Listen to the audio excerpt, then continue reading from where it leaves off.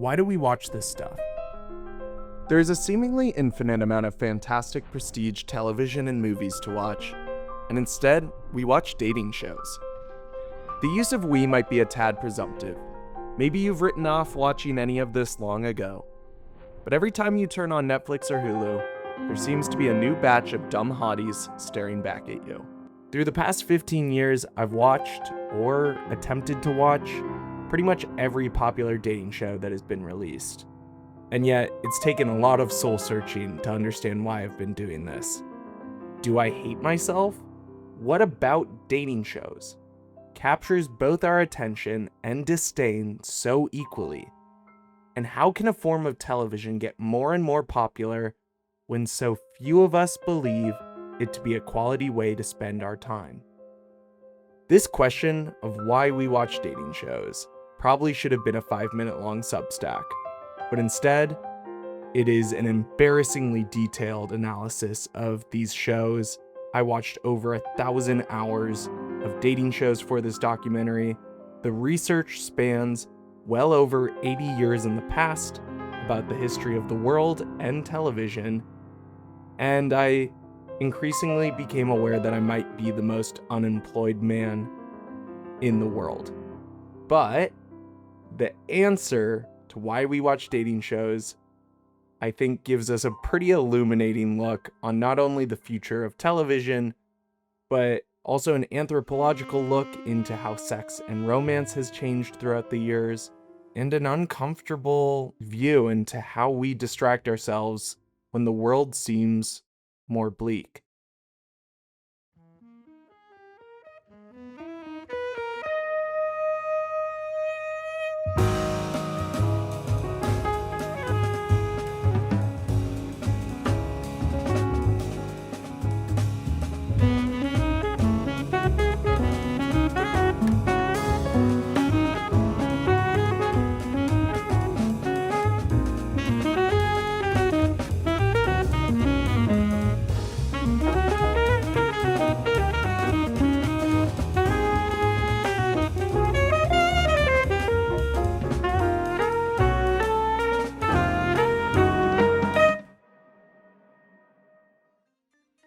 First point of business, we gotta define what a dating show actually is.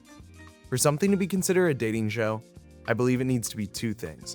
One, it must be unscripted reality TV. And two, the central theme of the show is for the participants to find a romantic connection. And the second point of business is to find a metric that we can use to graph the overall popularity of dating shows throughout its history. The metric I ended up on was the number of dating show seasons released in a given year. This graph is not available to the public, as I'm the one who came up with the data here. You see, I have taken the liberty and harrowing duty of tracking every single dating show that has ever made it to a major cable network and major streaming service. I gathered data on what kind of dating show they were, how many seasons they had, the date of each season, and what network or streaming service they were on. I have reached a level of unemployment previously thought not humanly possible. So in order to understand the history of dating shows, we need to briefly touch on the history of reality television. A large portion of television's allure was the idea of seeing something live, while not actually being there. TV studios were less focused on making scripted content, and more as a means to allow viewers to engage in something like they were there, whether that be news, sports, or music. And the shows reflected what could be easily transferable to a live studio audience. Instead of having actors memorize scripts and do each scene perfectly live, you could just have people come up on TV, play games, and see what happened. Game shows fit well into the live aspect of television, because they use the mistakes of the contestants as a feature of the show, not a bug. Game shows began to pop up, the first being Spelling Bee in 1938, where contestants performed the dramatic stunt of spelling words correctly. The first reality television as we know it was Candid Camera, which debuted in 1948, where real-life people were filmed in compromised situations, and the footage of the pranks shown to a live studio audience that could laugh at them. This is, however, not the first idea for a reality show in recorded history. The first reality TV was actually made in Germany in the 1940s. Wait, Germany, 19... Okay, wait, let me take a look. Okay, bad news, guys. Turns out the first reality TV was actually Nazi propaganda. When I set out to make this video, I never thought I'd be talking about Hitler. And I certainly didn't think I'd be talking about him within the first 4 minutes of the video. There's World War II documentaries that take longer to mention him. Anyways, not the best start to reality television, I think we can all say that, but there's a lot to look forward to. In the 50s, reality TV sees a huge increase in popularity, and into the turn of the 60s, we finally get to meet the two heroes of the birth of dating shows. And I don't know about you guys, but it can only be better than what we've just been talking about. So let's meet the two heroes. Let's start with number one. Number one is... Okay, so number one is Chuck Barris, who sounds like a TV producer. We'll get to know more about him. That should be exciting. And number two is Robert McNamara, the 8th Secretary of Defense for the United States of America. I'll get back to America's third favorite war criminal in a bit. But first, let's start with our good friend Chuck Barris. Chuck Barris was many things, as it turns out. He was a producer of a top 3 Billboard hit. He's one of the most important TV producers of all time. But above all else, he was a CIA operative with 33 confirmed kills, according to him and him only. I was a paid assassin for the CIA. He's a game show host during the day and a CIA agent at night. During the span of the 1960s and 1970s, while he wasn't killing people of interest throughout Southeast Asia, Latin America, or the Middle East, he was opening the Pandora's box of what dating shows would become today. Chuck Barris was the head of daytime television at ABC. He was in charge of what game shows didn't or didn't make the air. He hated what he saw. It was all boring. It was just game shows of people stacking books on their feet, and that was pretty much it, from what I can gather. And he thought to himself, why not make something more interesting?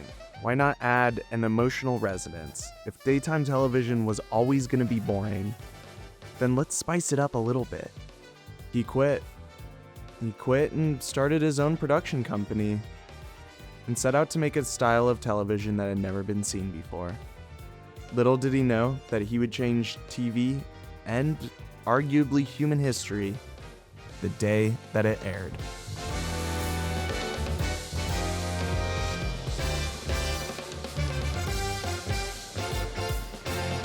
From Hollywood, the dating capital of the world, in color, it's The Dating Game. And here's the star of our show and your host, Jim Lang. How do you do? After hearing about LA as the dating capital of the world, which I personally have a bone to pick being a resident there, Jim Lange would come on screen and explain the rules. There were 3 suitors vying for the attention of one bachelor or bachelorette. In between the 2 groups was a door that would block out what they looked like. The bachelor or bachelorette would ask the suitors questions about themselves, and at the end of each episode, pick the person who they were most intrigued by. The chosen suitor and the bachelor would win the grand prize of a chaperone date, because who doesn't love going on chaperone dates in your 20s? The Dating Game was an immediate hit. It was extremely popular with young people, and more than anything, there had just truly been nothing like this on television up until this point. We think of dating shows as kind of an inevitable concept. Of course they would come up with this. But at the time, there had never been a show dedicated to conversations between random people. At the very most, you might get a news interview, but that was likely with a celebrity or important figure. This was the first television to bring normal people onto the screens and just see what happens when they talk to each other.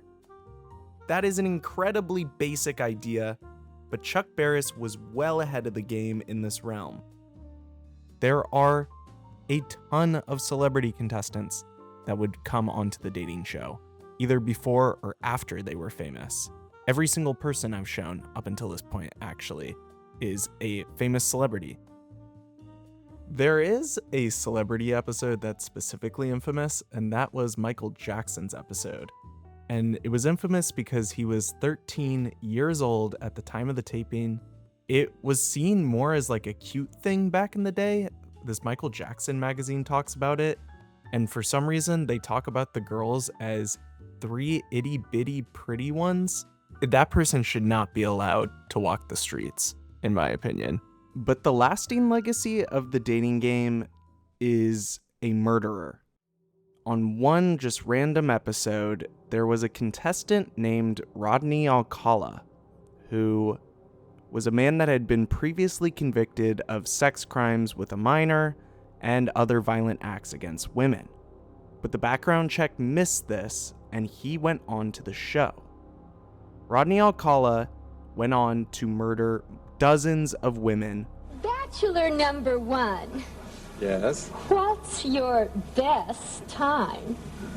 The best time is at nighttime, Why do you say that? because that's the only time there is. The only time? What's wrong with morning, afternoon? Well, they're okay, but nighttime's when it really gets good. Then you're really ready. My theory as to why this is so remembered is that the dating game was very cute in tone, and the juxtaposition of a creepy, sinister man adds this really liminal backdrop to the show. And Rodney Alcala won this episode.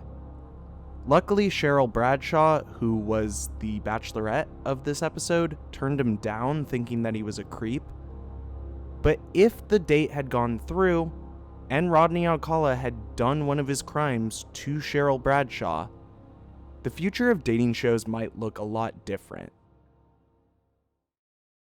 ABC continued to renew the dating game season after season, but there's something I want to make very clear, which is dating shows have been hated by critics forever. There's specifically a critic, Rick Dubrow, who was a TV critic at the time that seemed to have just straight up a mission against this show. Almost all of his critiques amount to saying essentially, aren't our wives dumb for liking this kind of thing? He hated the dating game, saying that it had, quote, such a greasy tone that one feels uncomfortably slippery merely by watching. Rick Dubrow was a world-class hater, and as a hater myself, part of me has to respect that, but the other part of me just thinks he should have stuck to talking about MASH or something. He really, really hated the dating game, and had several, I counted up to 10 articles talking about how bad the dating game was. Even though the dating game was hated by critics, or critic, it was popular enough with audiences that Chuck Barris sought to make another version of dating shows. But first we gotta talk about the whole CIA operative thing. Okay, so Chuck Barris in the early 1980s wrote a memoir called Confessions of a Dangerous Mind, in which he said that he would switch in between being a TV producer and then being a CIA operative as he went on these chaperone dates. The CIA has come out and said it's all false, that none of this ever happened, he made it up for attention. And when's the last time the CIA lied about anything? The book would later actually be adapted into a full-length movie with Sam Rockwell and George Clooney. Fun fact. The CIA operative thing is probably false, right? He probably never did any of this, but I think it gives an important glimpse into the fact that all of this content was so unhinged at the time that it only made sense that the guy making them was equally insane. He was one of one. There's no one else like Chuck Barris. The Newlywed Game followed as another brainchild of Chuck Barris, where couples competed by answering fill-in-the-blank questions about their partner, bringing the total number of dating show seasons up to 2. It debuted on July 11th, 1966, a fateful day where 2 dominoes were beginning to tip. Across the globe, Vietnam was continuing to see the spread of communism into the southern region of the nation. On July 11, 1966, Robert McNamara was set to give a speech talking about how the United States was quelling the spread of communism in Vietnam. The speech was set to broadcast on all 3 major networks. However, the press conference was delayed 30 minutes. ABC was set to air the premiere episode of the Newlywed Game. CBS was supposed to air their popular game show, Password. With this 30-minute delay, the 2 networks had a decision to make: air their respective shows at the expense of missing the first part of the press conference, or wait until our dear friend Robert McNamara came on screen to explain why bombing and murdering people across the globe was a good investment for Americans. CBS decided to post a standby message instead of airing Password. ABC decided to air the Newlywed Game and wait for the press conference to begin.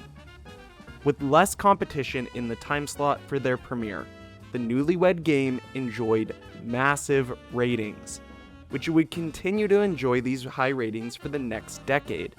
Password would experience the exact opposite effect, losing ratings to the Newlywed Game and later being canceled 14 months later.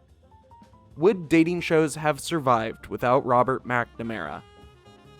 I mean, yeah, I'm probably. But do I choose to believe that he is an important figure in the history of dating shows? Yes, because it makes me laugh at the idea that Robert McNamara, in trying to stop the dominoes tipping in the spread of communism, accidentally helped tip the dominoes of the spread of dating shows. The Vietnam War was constantly being shown throughout the late 60s and early 70s, leading to a cultural shift in TV viewing of escapism. Chuck Barris's shows were deemed to be time-killing shows. It's one of the first instances of this phrase being used in pop culture. And it's also the first of many instances we'll come to find that dating shows' popularity somehow seems to be inadvertently tied to negative events surrounding the world. Dating shows are repetitive, predictable, and often incredibly melodramatic, which allows for a low barrier of entry to watch and enjoy these shows. But back to the Newlywed Game, it was a smash hit, and it was actually enjoyed by an unlikely source. Yeah, even Rick Dubrow liked it. In a shocking turn of events, Rick Dubrow would end up hating the Newlywed Game, calling it low class within a year of his almost positive first review. But to harp on the bad critical reviews of dating shows throughout the years seems a little pointless. A TV critic telling someone that dating shows are bad television is kind of like someone telling you cigarettes cause cancer while you're at a terrible bar in Silver Lake smoking a cigarette. We know that already. I took the IMDb ratings of 100 different dating shows that have been on air through the years. 66% of them have an IMDb rating below 6, which can be deemed as bad television. 30% of dating shows are considered okay, and only 4% of them are deemed any good. What has changed, however, is the reasons that critics have hated dating shows. And what I found from the reception of the Dating Game and the Newlywed Game was less about the conversations being boring or the reactions being fake, like we may see with critiques nowadays, and more about how loose the morals of the contestants were. Girls, tell me where specifically is the weirdest place that you personally, girls, have ever gotten the urge to make whoopee?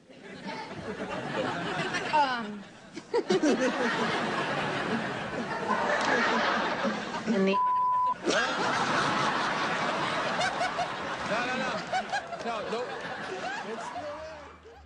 In the Butt Bob is the most famous clip from the Newlywed Game and also the Dating Game.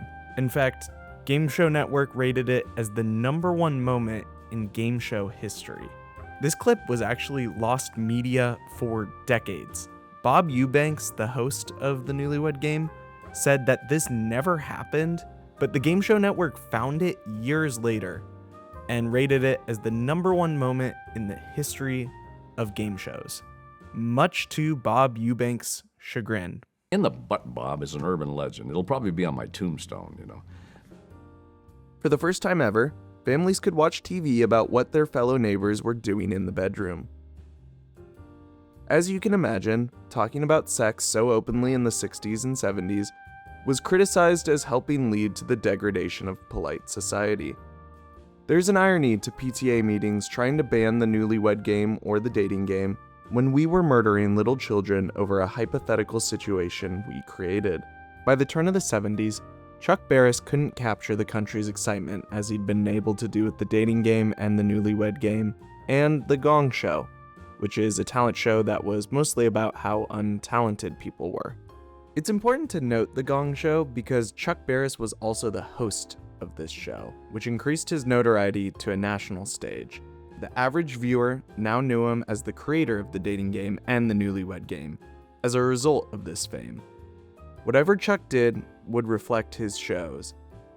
And The Gong Show, as well as the extremely sexist $1.98 beauty show, were hated by critics, and the latter also being hated by most women the show was making fun of. What was the death note of Chuck Barris's empire was a show called Three's a Crowd. This show was similar to the Newlywed Game, except it was between a team of 3 this time: a husband, his wife, and his secretary. I'm always excited to learn about new dating shows, so, let's check it out. I'd never heard of this one. With yours, every time they do that, we give them a point. Gentlemen, here's your first question. When it comes to sex with your secretary, have you been holding yourself back or letting yourself go? Jesus, Chuck. What the fuck is this? Chuck knew it sucked. Not only were soap operas overtaking dating shows for viewership, but Chuck Barris had run out of ideas. He was at his wit's end. The criticism got to him. It's hard to keep making stuff when there's not a positive article to be found. I personally have combed through hundreds of articles, trying to find one nice thing about any of his shows at the time of airing. I found 0. Chuck Barris made the call. Cancel them all, he said. Critics cheered his exit, and fans of dating shows were left to wonder what the future of the genre held. After 1980, there was no dating shows on air for 2 whole years. In a lot of ways, Chuck can be seen as either the hero or the villain of this story. He created the genre that so many people hate, so many love to hate, and so many of us love. Chuck believed his shows wouldn't change the world. According to him, daytime television was, quote, the bargain basement of the arts. Daytime TV does not make meaningful statements. You begin and end with banal. Chuck is right to some extent, but I do think he's selling himself short in terms of these shows' overall importance. Chuck pushed the boundaries on what was socially acceptable to talk about in terms of sex and relationships in an extremely puritanic country such as the United States. Americans were a lot less forthcoming with their dating lives and sexual habits in the 60s and 70s. What I've come to find in my research is that dating shows aren't just a way to watch attractive strangers flirt with each other. They're a bookmark in the history of what was sexually taboo at the time of filming. Controversy drove ratings, and some might say these executives were exploiting rather than engaging in the discourse. But I believe the world to be a better place by demystifying sex. I can't say the same for the dating shows that would follow. You and your husband made whoopee together. Will he say it was funny or serious? Serious with him. He wanted to come again. In just 15 years, dating shows had come and seemingly went. There was 0 dating shows in 1981. Our highest single season peak had been 3. But in 1983, a new dating show came along and honestly, it didn't change much, but it was extremely popular, and that was Love Connection. It is the most popular dating show of the 80s. It was pretty similar to the dating game, except this time they would use video blurbs talking about themselves, and then the Bachelorette would pick who their favorite of the 3 was. The audience could also vote who their favorite of the 3 was, and if those both equaled the same thing, they were deemed to have a love connection. But this use of video blurbs was actually really popular in terms of the dating culture of the 80s. there were VHS aggregators, essentially like matchmaking services before dating apps and the web and the interwebs. What am I fucking... Anyways, you would submit a video of yourself and send it to the service. And then anyone else in the service would get videos of other singles in their area. This was specifically really popular in Los Angeles. And if you thought the dating pool was bad nowadays, you should check out what was going on in the 80s. Hi, I'm Maurice. I'm an executive by day and a wild man by night. Hi, I'm Fred. I'm looking for the goddess. Are you the goddess? Who is the goddess? The goddess is the woman, is a woman, is any woman, is all women. I'm interested in most phases of data processing. I'm really looking for somebody I can feel special about, and I don't encounter people like that very often, and I'm hoping you're one of them. Of all the people I've shown so far, this is the one that I want to find love the most. He deserves it. I just know it. Love Connection ran over 2,000 episodes. It also had the kid from Stranger Things on it, which is pretty cool. After it was canceled, Studs would overtake it as the most popular dating show of the 90s. Studs is the show I want to focus most on between the 80s and 90s, and that's not because it was any good or really revolutionized the dating show genre. Studs is interesting because it was incredibly raunchy, even by today's standards. The premise of the show was two men went on unfilmed blind dates with the same three women, and then the group would all talk about their dates in front of a studio audience. Most of them talked about the sex that they had on these blind dates, or the body parts they liked the most about each other. All right, we asked the ladies what their impressions were of you when they talked to you on the phone, Ron, and here's what they said. One of them said, rough, wild, and oh, so sexy.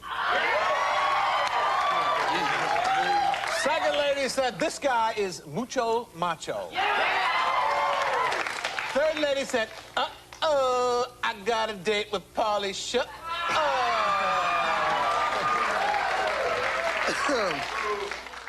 This date was not with Pauly Shore. It was with a man named Ron Goldman, who is most known for being the murder victim of O.J. Simpson along with his wife. When I set out to make this video, I never thought I'd be talking about O.J. Simpson. And I certainly... No, never mind. That's not what this documentary is about. Studs' talk of sex isn't particularly novel, but what makes this open discussion of sex with multiple different people notable is that this was at the height of the AIDS epidemic. It was a time in which casual sex was seen as its most dangerous.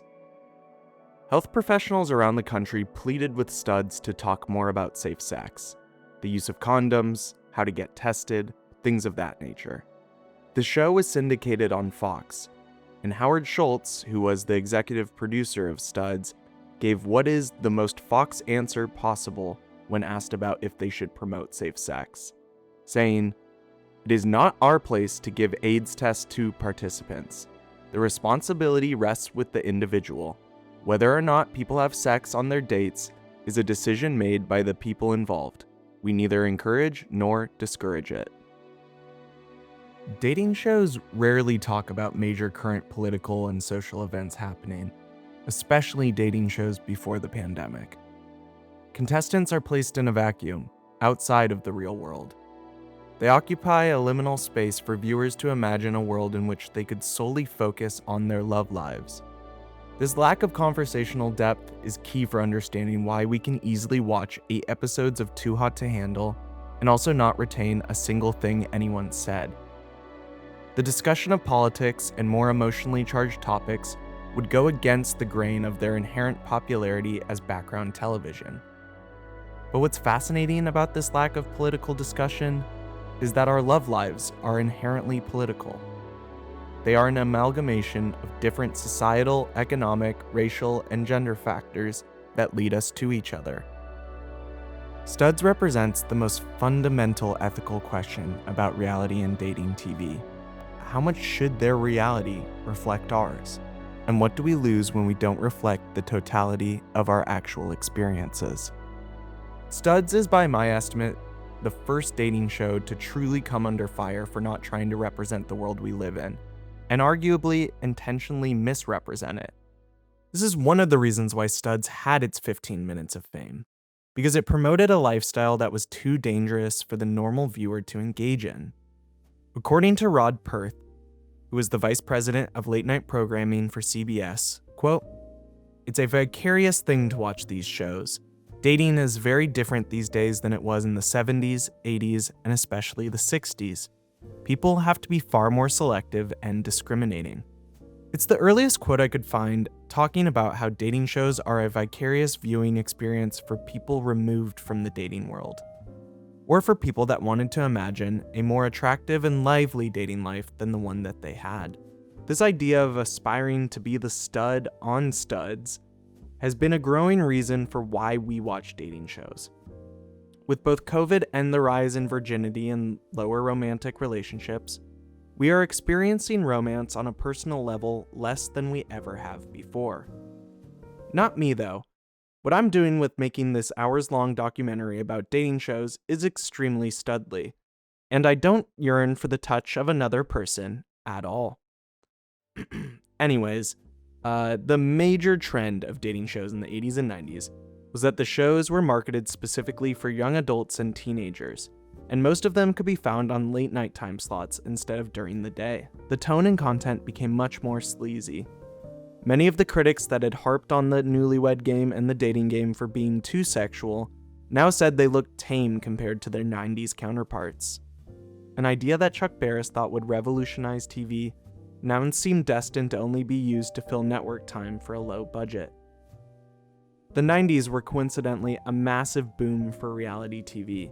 Namely, The Real World not only was massively popular, but also had critical and cultural cachet as a fascinating depiction of the youth of America. Dating shows were the ugly stepsister, focusing on shock jock rage baiting and over-sexualized quips.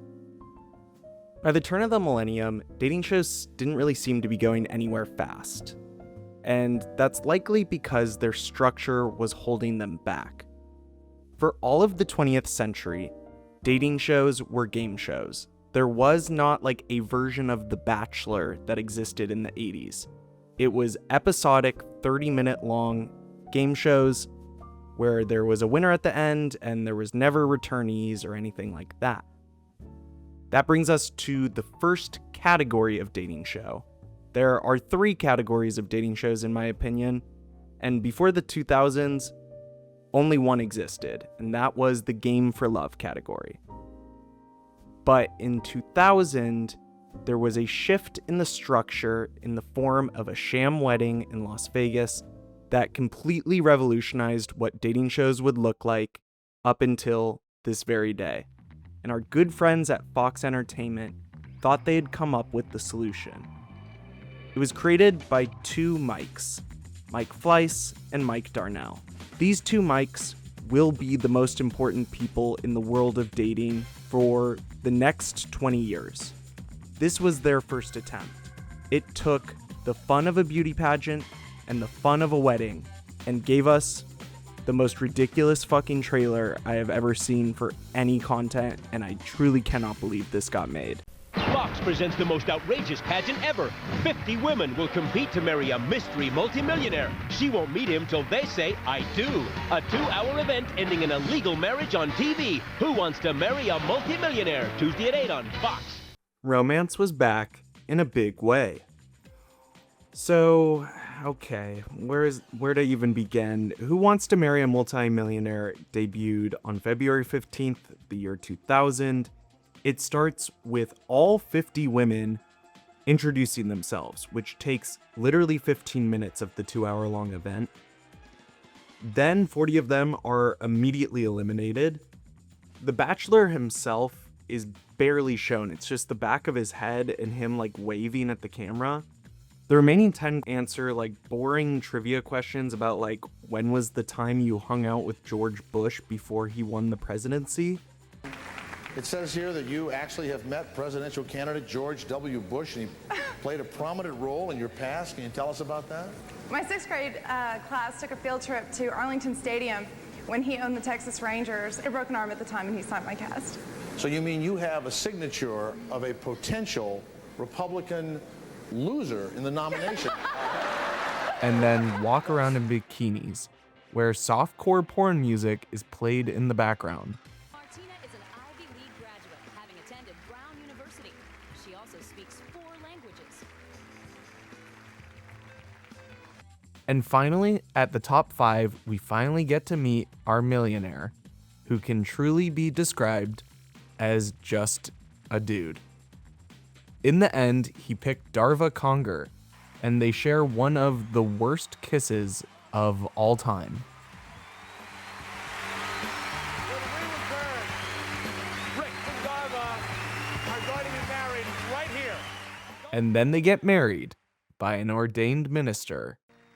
The two had talked face to face for less than a minute. Vested in me as a district court judge in the state of Nevada, I pronounce you husband and wife.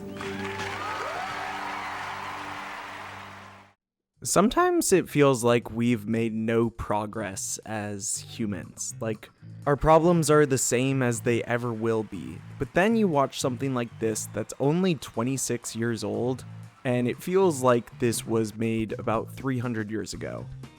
Everything about it is wrong, and yet everything about it is simultaneously equally entertaining. But it did leave a pretty bad taste in my mouth.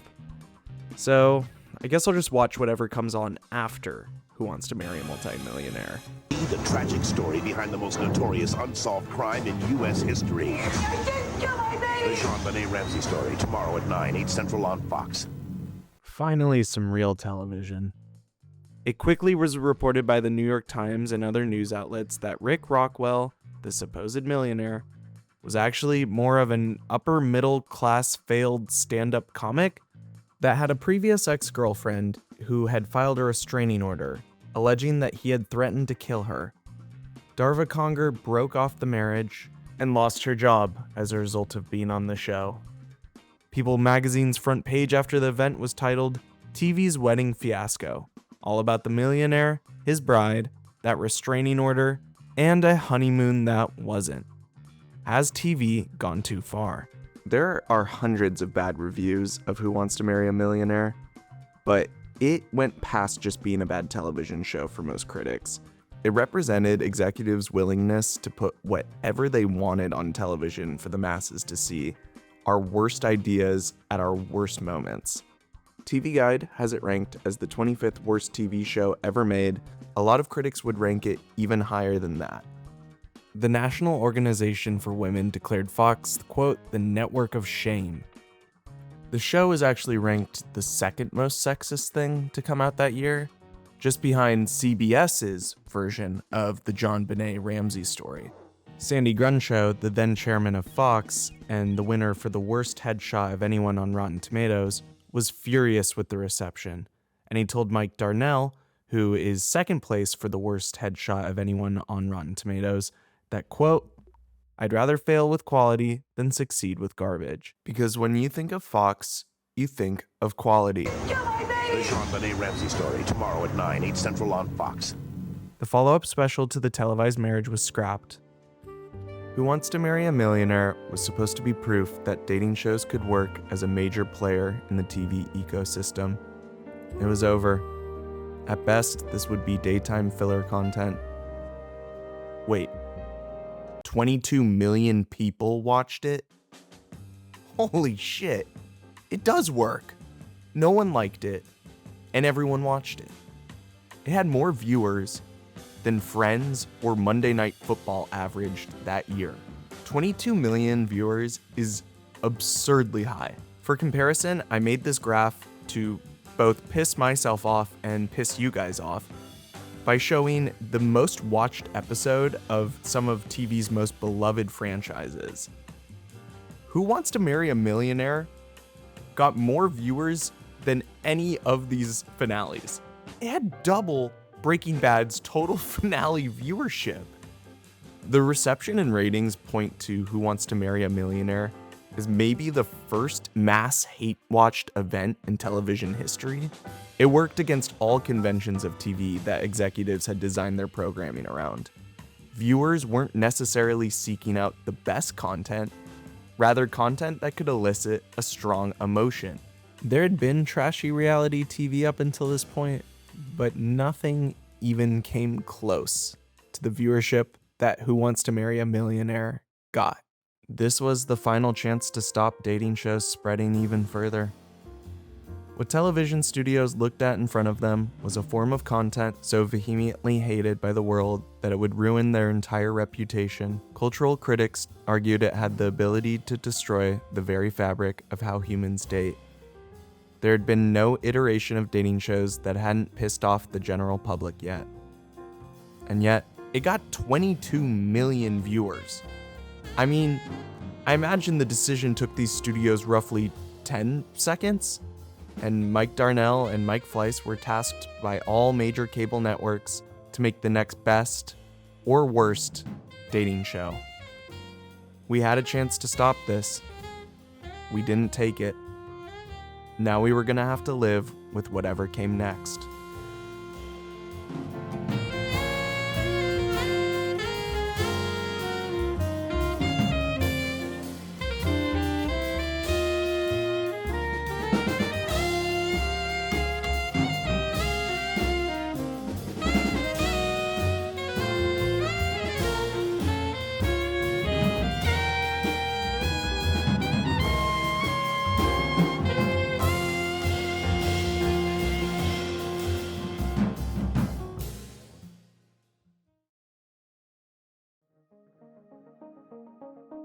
Following the rating success of Who Wants to Marry a Multimillionaire, Mike Darnell and Mike Fleiss became the two most important names in the dating show world. These two Mikes ushered in the future of the modern-day dating show as we know it, both bitter rivals and best friends, and about 1.5 feet in height difference. But that's not important. Mike Darnell is considered the king of reality programming. In the 2000s, as the head of the reality show production division of Fox, he created massive hits such as American Idol, The X Factor, Are You Smarter Than a Fifth Grader, Hell's Kitchen, Joe Millionaire, and Temptation Island. He also has one of the worst beards of all time, and I really think you gotta get rid of it, Mike. Oh my god. Keep the beard. I don't know. Do whatever you want. Mike Fleiss, on the other hand, is a reality show producer that is most famous for being the creator of The Bachelor and all the subsequent spin-offs. These two men could look nothing less alike. What unites them is their complete dedication to putting TV on air that no one else was willing to touch. No idea was stupid enough. No show was invasive enough. No headline too incendiary. As Robert Thompson, a Syracuse professor of media and pop culture, claims, just as John Ford and Howard Hawks were two of the great auteurs of the golden age of Hollywood, Mike Fleiss and Mike Darnell are two of the great auteurs of the golden age of cheese. We watch these shows to mock them, to stick our elbows in the ribs of the people we're watching them with. Sometimes we like to wallow in the mire, and Fleiss and Darnell make very rich mire in which to wallow. So let's, together, wallow in the mire of these two great minds. Mike Fleiss saw this demon bastard baby being birthed in the form of Who Wants to Marry a Millionaire, looked at the viewership numbers, and knew there was something here. He's on record as saying the next show he came up with only took him 15 minutes to conceive. Instead of a televised event, they could stretch it out to be a season long. Survivor was a massive success at this point as well, and the structure of eliminating contestants helped build drama and intrigue each episode. The original premise of the new show was for the whole season to take place on a plane, but that was scrapped for a cheaper option of using a Malibu mansion. There would be one dashing man and 25 single women vying for his love. Each week, a contestant or contestants would be eliminated until only one remained. At the end of the season, there would be a winner and the possibility of a proposal. The show would be called The Bachelor.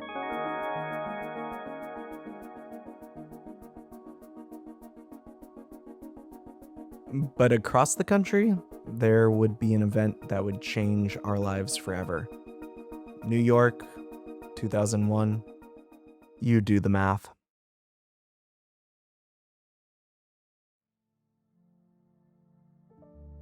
I didn't include talking about 9/11 to make some edgelord joke.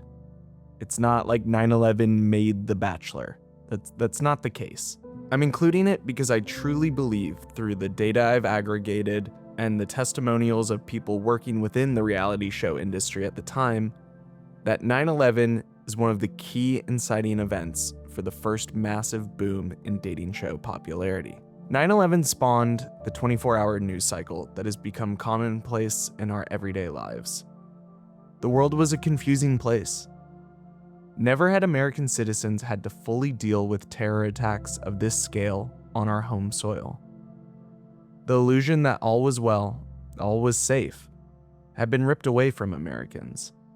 For once, we were the victims, and we sought an escape from the 24/7 news coverage that filled our brains with images of death and loss. Alton Brown outlines in his Hot Ones interview that he believes 9/11 was the greatest single cultural influence for why the Food Network became so popular in the early 2000s.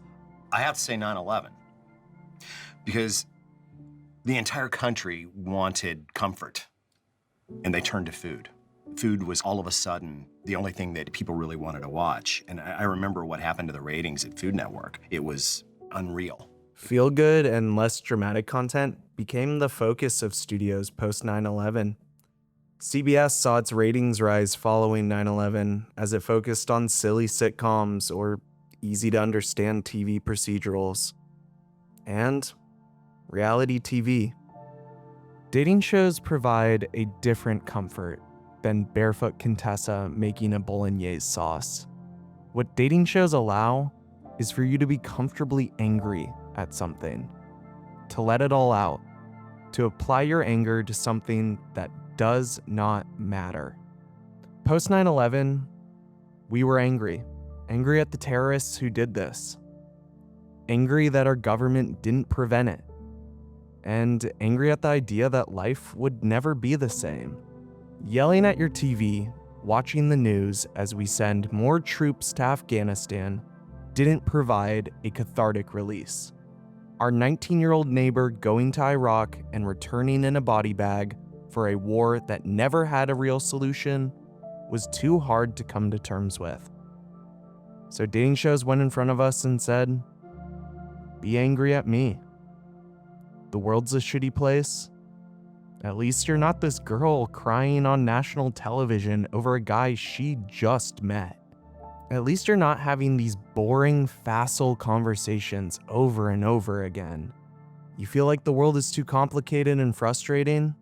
Well, here's a very obvious relationship dilemma with an easy solution, and these dunces cannot figure it out. But you'd be able to."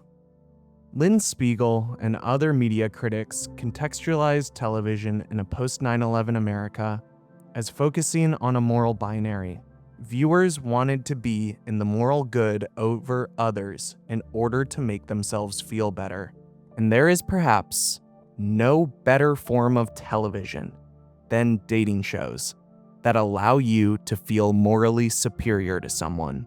And we'll see, time and time again, when the world gets worse, dating shows get more popular. The early 2000s are the first real boom of dating shows. The time period following 9/11 is the single biggest boom in dating show popularity to date.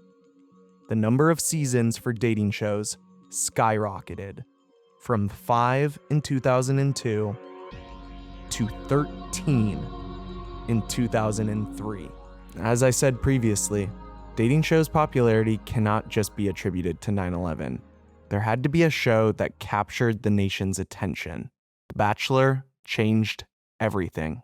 The Bachelor premiered on March 25th, 2002 on ABC at 9 p.m. on a Monday.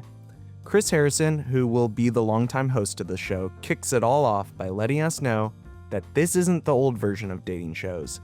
This would be the most dramatic and emotional dating show to date. But this is no ordinary relationship show. The stakes are considerably higher here.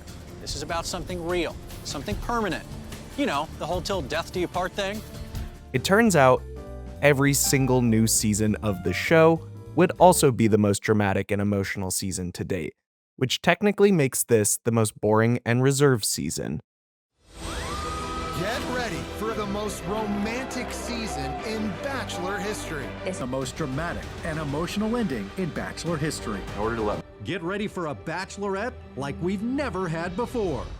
This season, more women fell in love more quickly for Jason than for any other Bachelor. Nick will drop a bomb that will change how you feel about him, Caitlyn's season, and everything. But before The Bachelor was destroying the very fabric of your own reality, let's go back to season 1. So, season 1, The Bachelor was Alex Michelle. Wait, he's just a kid. He can't. Oh, never mind. He grew up. That's good. And Alex Michelle was looking for a wife. Marriage was the goal of the show. Gone were the prizes of a chaperone date from the dating game. The Bachelor promised to up the stakes. This man was going to marry one of these 25 eligible bachelorettes as they went on some of the most romantic dates possible. The structure of The Bachelor has remained largely the same even to this day. We get a blurb about our dreamy bachelor, followed by ladies being introduced in a limo, where we get to hear all about these women. People often get the wrong impression of me. Since I am from Kansas, they get the opinion that I'm very innocent, but I'm actually very different.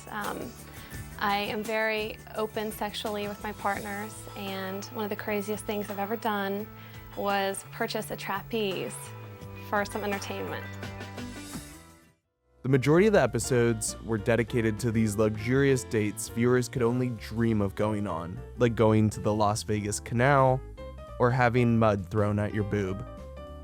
Each week, contestants were eliminated in the closing parts of the episode called the rose ceremony. Anyone who watches The Bachelor or has just seen one episode can tell you that the rose ceremony is the most dramatic part. It's the most recognizable in the show. They haven't really changed it, except for in the first season, there were video blurbs of the contestants that were shown to The Bachelor before he made his decision. Let's watch one. I'm looking for the goddess. Are you the goddess? Wait, no, that's Who is the goddess? The goddess? That's old footage, my bad. Anyways, there were only 6 episodes, an hour long each, until Alex Michelle chose Amanda Marsh, the sex trapeze girl. He did not end up proposing, but they looked to be headed for a long life together. Did they get married? No, of course not. Don't be silly. Although the show failed at creating a marriage, which was its supposed goal, audiences didn't end up caring if they got married or not. It averaged 10.7 million viewers, concluding with an 18.2 million viewership for its finale, making it the 3rd most popular reality show behind Survivor and Fear Factor, and the 44th most popular show of 2002. The Bachelor was specifically a massive hit with younger demographics, and more specifically, younger women. By the end of the first season, it had a 17 share in the 18 to 49 demographic during a time period in which ABC had previously been doing 7 at most. The Bachelor franchise was now ABC's highest rated show in the 18 to 49 demographic. When I say the sentence, it has a 17 share in the 18 to 49 demographic, that means that of all 18 to 49-year-olds that were watching television the night of the finale, 17% of them were watching The Bachelor. By increasing viewership for younger people, ABC could now diversify their advertisements, specifically to younger women, and specifically advertisers, namely beauty and makeup companies, wanted to start advertising more on ABC. If Jesus of Nazareth functions as a temporal marker dividing ancient and modern history for Christians, The Bachelor operates as the defining reference point for the dating show genre, both reshaping its structure and tone and facilitating its widespread popularization. What's most revolutionary about The Bachelor, outside of the fact that it was so popular, is the fact that its structure is entirely different to anything that we had seen up until this point. Dating shows had been episodic, self-contained to one single storyline, if you could call it that. The new format of The Bachelor was a game-changing shift in the industry. We could follow relationships far more in depth now, seeing how relationships either cultivated into love or imploded into elimination. The introduction of confessionals gave us a look into the psyche of the contestants and The Bachelor. The depth of the conversation increased, kind of, to include more real-world discussion of kids, money, hopes, and dreams. And contestants finally had a relationship with each other. This brings us to the second type of dating show. Previously, it had just been Game for Love. The new version of dating shows I'll call the Compete for Love category of dating show. They are categorized by having eliminations, season-long arcs, and a reality game show structure. Other popular shows in this genre are Love Island, Love is Blind, and Flavor of Love. This is the most popular style of dating show nowadays. The Compete for Love category of dating show skyrocketed in 2003, just after The Bachelor premiered. After the second season of The Bachelor, it was announced that there was a new spin-off of the show. It was The Bachelorette. It would star Trista, who was the runner-up of the season 1 of The Bachelor, and thus starting the Bachelor Cinematic Universe, where contestants from one of the shows will be used for the next show. And this is a trend that is continued to this day. There are many contestants who have been on both The Bachelor, The Bachelorette, and then later down the line, Bachelor in Paradise, or the shortly lived Bachelor Pad. There are way too many seasons of The Bachelor or Bachelorette for me to go into specifics. Amazing and terrible personalities and people have been on these shows. There's been utter chaos, there's been fights, there's been lots of crying, but there's one person who has a softer place in my heart than the rest. And that's a contestant on the 6th season of The Bachelorette. There are men so pure of this earth, it's hard to even imagine them not marrying their high school sweetheart, no less being on a dating show. I want to introduce you to a very special guy. His name is Casey Call. Beautiful. Thank you. I'm Casey. Nice to meet you. So, check it out. I know that you've been through a lot your whole life, and you've been through a couple heartbreaks and stuff, and you never had actually a guy be there to, watch your heart for you. I just want to let you know who I am, and I just want you to know that no matter what happens throughout the length of this show, no matter how far I go, no matter what happens, I want you to know that I will always be there to protect and guard your heart, okay? All I ask is just give me a chance to... Casey Call was on Allie's season of The Bachelorette. He's kind of a non-player to start the season. He hasn't been called first up at the rose ceremony. The camera has barely been on him. He makes so little of an impression, he's the final rose in the first episode, barely making it onto the next stage. But he doesn't care. He's already head over heels. He's just waiting for his big moment. His big moment comes in the form of a one-on-one date in New York City. Smile, because we're going to New York. He knows he's got to do something big, something special that no one else can do. He knows the stakes of the situation. He's poised, he's confident, and he's ready. Go get her, buddy. You got this. This is reality. This is my future wife, and I'm gonna go after it like I'd go after anything else, with passion, heart, and as much love as I can. I've just been waiting for this special moment, and the sun was setting. We were just sitting right there. Here it comes. Cheers. Here's my moment. I hope she takes it in. When I was flying in the helicopter over this amazing city, I looked to my left and never saw something so pretty. That was... Oh, he's still going. At the end of tonight, I'm not just your average Joe, but I hope in my hindsight I'll see and find a rose. Yeah, it's pretty intense stuff.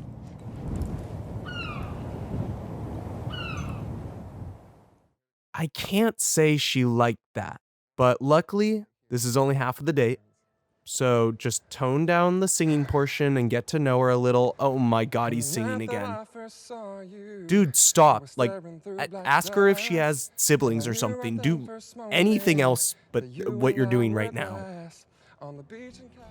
In a shocking turn of events, Casey is not given a rose from this date, but he's also not eliminated, so he gets to live to see another day. Right before the rose ceremony of episode 4, he goes up to Allie and has a conversation with her, and he tells her that he'll tone it down. The singing thing, it was a little weird, but he can work on this, and he can show her that he's really there for her, and he gets to stay. He lives to episode 5, and in the next episode, he goes on a 2-on-1 date.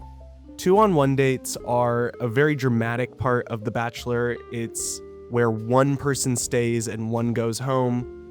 Both the contestants have to prove that they're worthy, and Casey is selected to go on this 2-on-1 date with Justin, who is the season villain of season 6 of The Bachelorette.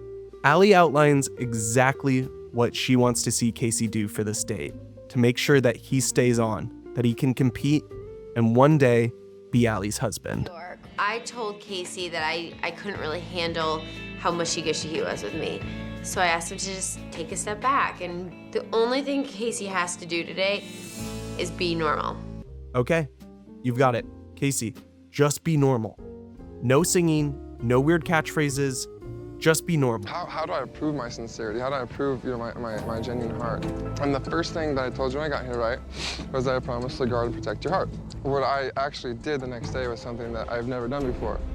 I actually ended up doing something kind of crazy, kind of fun. What are you doing? Something that will stay with me for the rest of my life. Dude. And I actually want to show it to you. I actually got a tattoo. You got a tattoo? What? I did. When? It was so much fun. The next day. So you'll see that the shield is protecting the heart. I mean, if you count the studs, there's 11 studs. You had 11 studs chasing you after. And then I put the rose here because I never want to forget this memory. Okay, there's a lot to unpack here in this tattoo. First, it's the catchphrase he's used over a dozen times this season, which is he will guard and protect Allie's heart. Second, and maybe the most confounding, is the 11 studs in the top of the heart. That signifies how many contestants are left in the season. It's a number so arbitrary, a number that will only make sense in the context of a 2-day stretch in human history, that it stimulated my mind to think there's people like this. He didn't choose 25 studs to signify the full cast of the season.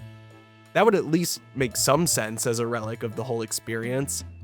The way Casey saw it was, there were 11 contestants left, which means there should be 11 studs. After the next rose ceremony in about 20 minutes, the tattoo will be outdated. Casey doesn't care. He's not looking towards the future. He's a man stuck in the present. Sadly, Casey's tattoos and songs couldn't convince Allie he was the right man. She picked Justin. She picked the villain. Our hero was left in the icy mountains of Iceland. He watched as his love left with the wrong guy. We watched as he walked the mountains all alone. I mean, this is like Richard Pryor, Norm Macdonald, season 4 Simpsons level funny. This kind of entertainment can only be provided by a dating show. The mixture of like cringe, humor, and drama is a microcosm of why I love dating shows. It's different for every single person. Some like the romance, some like the fighting. I love the humor. And more specifically, I love the comedic editing of dating shows. The Casey storyline highlights how good the editing of reality TV truly is. They are forming stories and narrative arcs based on what the people give them. The shot of him looking at the helicopter? Incredible. Allie telling him to be normal right before he shows his tattoo? Sublime. The cut from Allie to Casey as he starts singing again? I mean, chef kisses. Dating shows might be bad television, but that doesn't mean the people working on these shows aren't incredibly talented in their own right. There's a craft to making something like this. I think if you write off dating shows as just bad television, you're missing out on some really good stuff.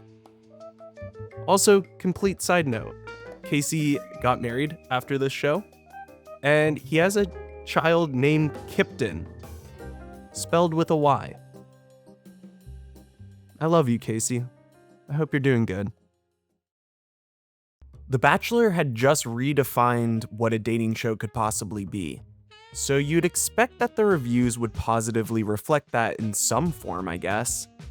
But The Bachelor is one of the worst reviewed shows in television history. It is hated for hundreds of different reasons. Some people think it's extremely boring. Other people think it's extremely melodramatic. A lot of people think it's demeaning to women. And if you're Ryan Craig, you think that The Bachelor is distracting us from honoring our veterans. Did Mike Fleiss care that every critic hated his show?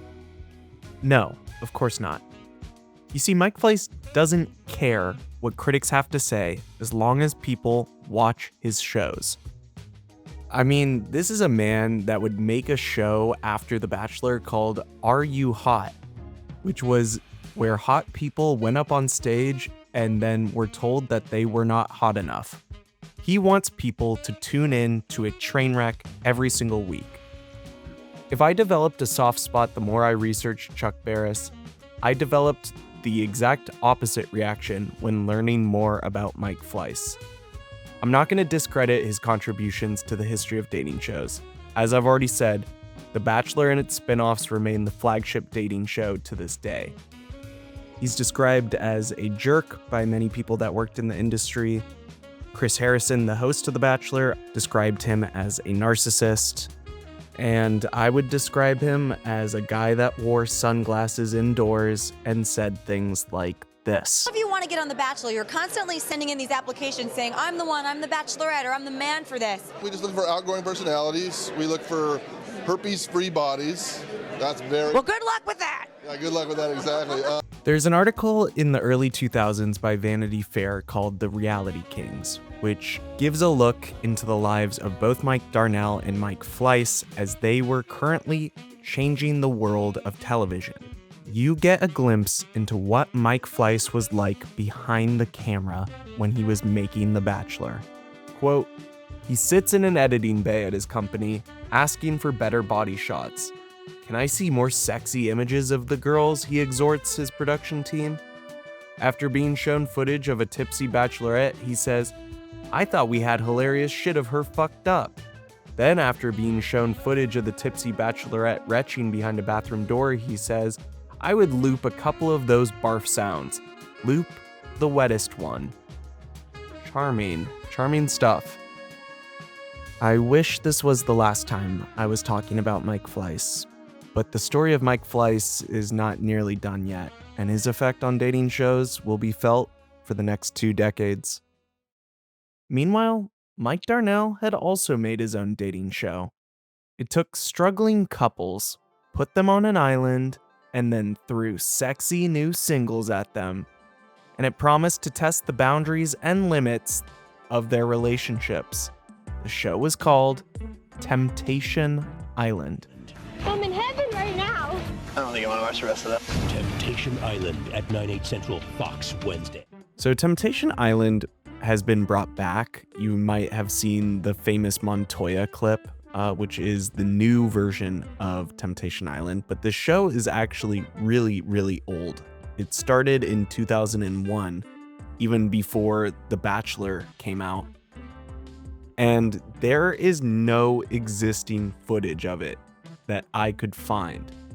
I searched everywhere trying not to pay to watch this show, and the only place I could find any footage of this was on this one guy's YouTube channel titled Season 3, Episode 1 and 2, Temptation Island, breaking down why guys in their 20s shouldn't date seriously. And it's a clip of the show where this guy gives dating advice. That's what you should say. You can't let your woman know that your only eyes are on her, because then she's gonna dry up. Safe to say I can't use any of this footage. Mike Darnell saw his protege had created an even more sustainable hit than Temptation Island and decided to try to one-up his friend by making essentially the same show. A show that marketed the lead bachelor as a millionaire who had just inherited north of $40 million to the women competing for his love, but with the twist that only the audience knew about, which was that he only made $19,000 as a construction worker. It would be called Joe Millionaire.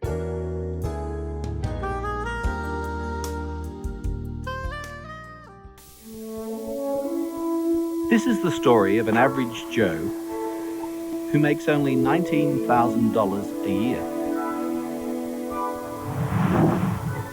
And what happens when he is transformed into a multi-millionaire? Thank you. And then invites 20 beautiful women to a chateau in France who believe he has just inherited over $50 million.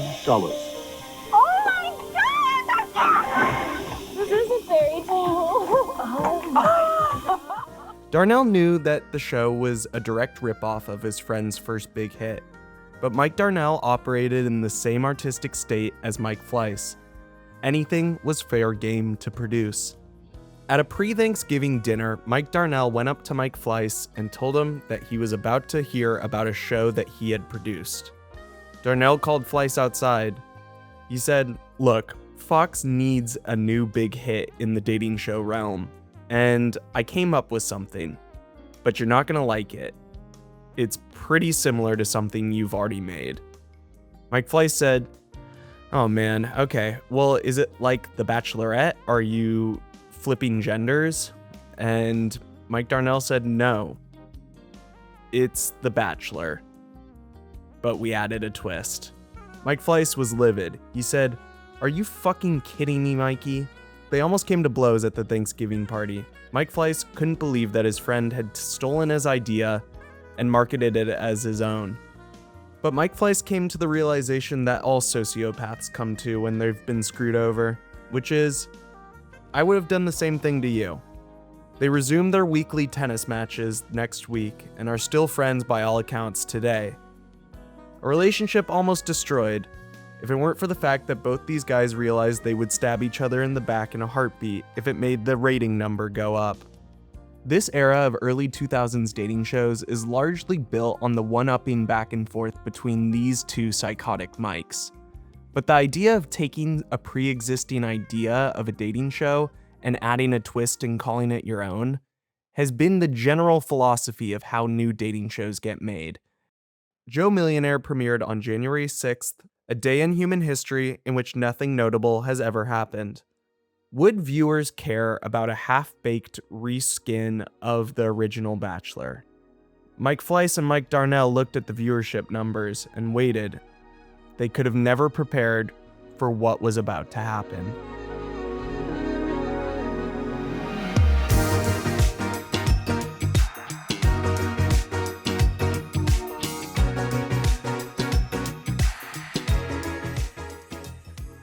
What the fuck just happened? 40.1 million viewers. 40.1 million people watched the finale of Joe Millionaire. It was the second highest watched thing besides the Super Bowl in 2003. It is firmly within the top 20 most watched episodes of television of all time. I will say this is for the second part of the finale. It was a two-part finale. The first part was where he picked his bride, and that part of the finale had closer to about 20 million viewers, similar to The Bachelor. In part 2, he reveals the fact that he is actually not a millionaire to his winner. That got 40.1 million viewers. To this day, through all my research, this is the highest viewed dating show episode of all time, and it's not even remotely close. I don't think we'll ever get an episode of television that was watched this much. And it was for a stupid reprint of a previous dating show. Obviously, critics hated it. It does not occupy any real estate in the pantheon of popular television. We are not talking about Joe Millionaire 25 years later.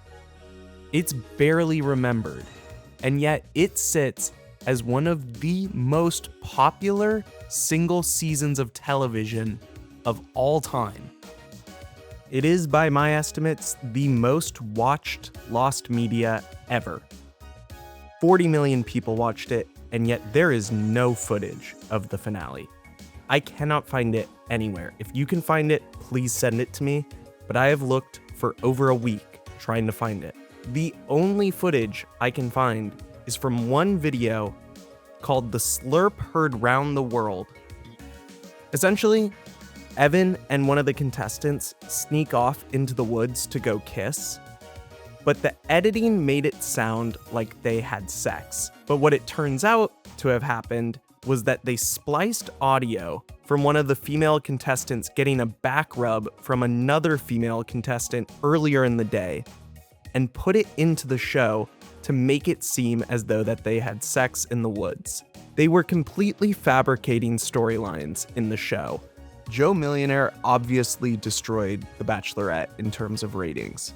But The Bachelorette Season 1 is one of the only seasons of dating shows where two people legitimately fall in love. Trista and Ryan are inseparable. They got married in 2003 and are still together to this day. They have 2 children together. This was the fairy tale romance The Bachelor had set out to achieve, and yet it got destroyed in the ratings department by a prank show. Mike Darnell thought that this was the future of dating shows, and they immediately made Joe Millionaire 2. And the season flopped. They went from around 20-ish million average viewers per episode to only 5 million viewers just in the next season. People didn't care anymore.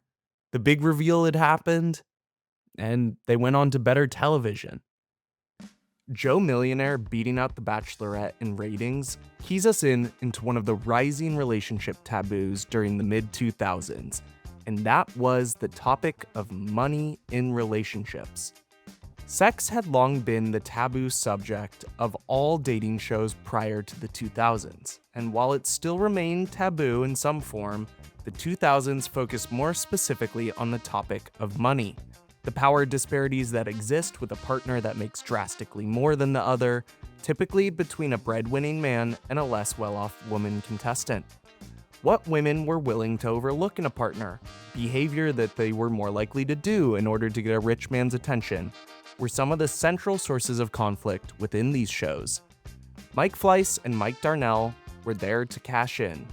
Fleiss is worth an estimated $140 million from his reality television shows. Darnell is worth at least 3 times as much.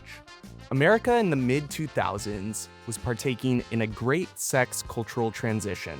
Pop stars were wearing less than they ever had before, porn was finding itself on family computers, and college students had begun to coin the term hookup culture.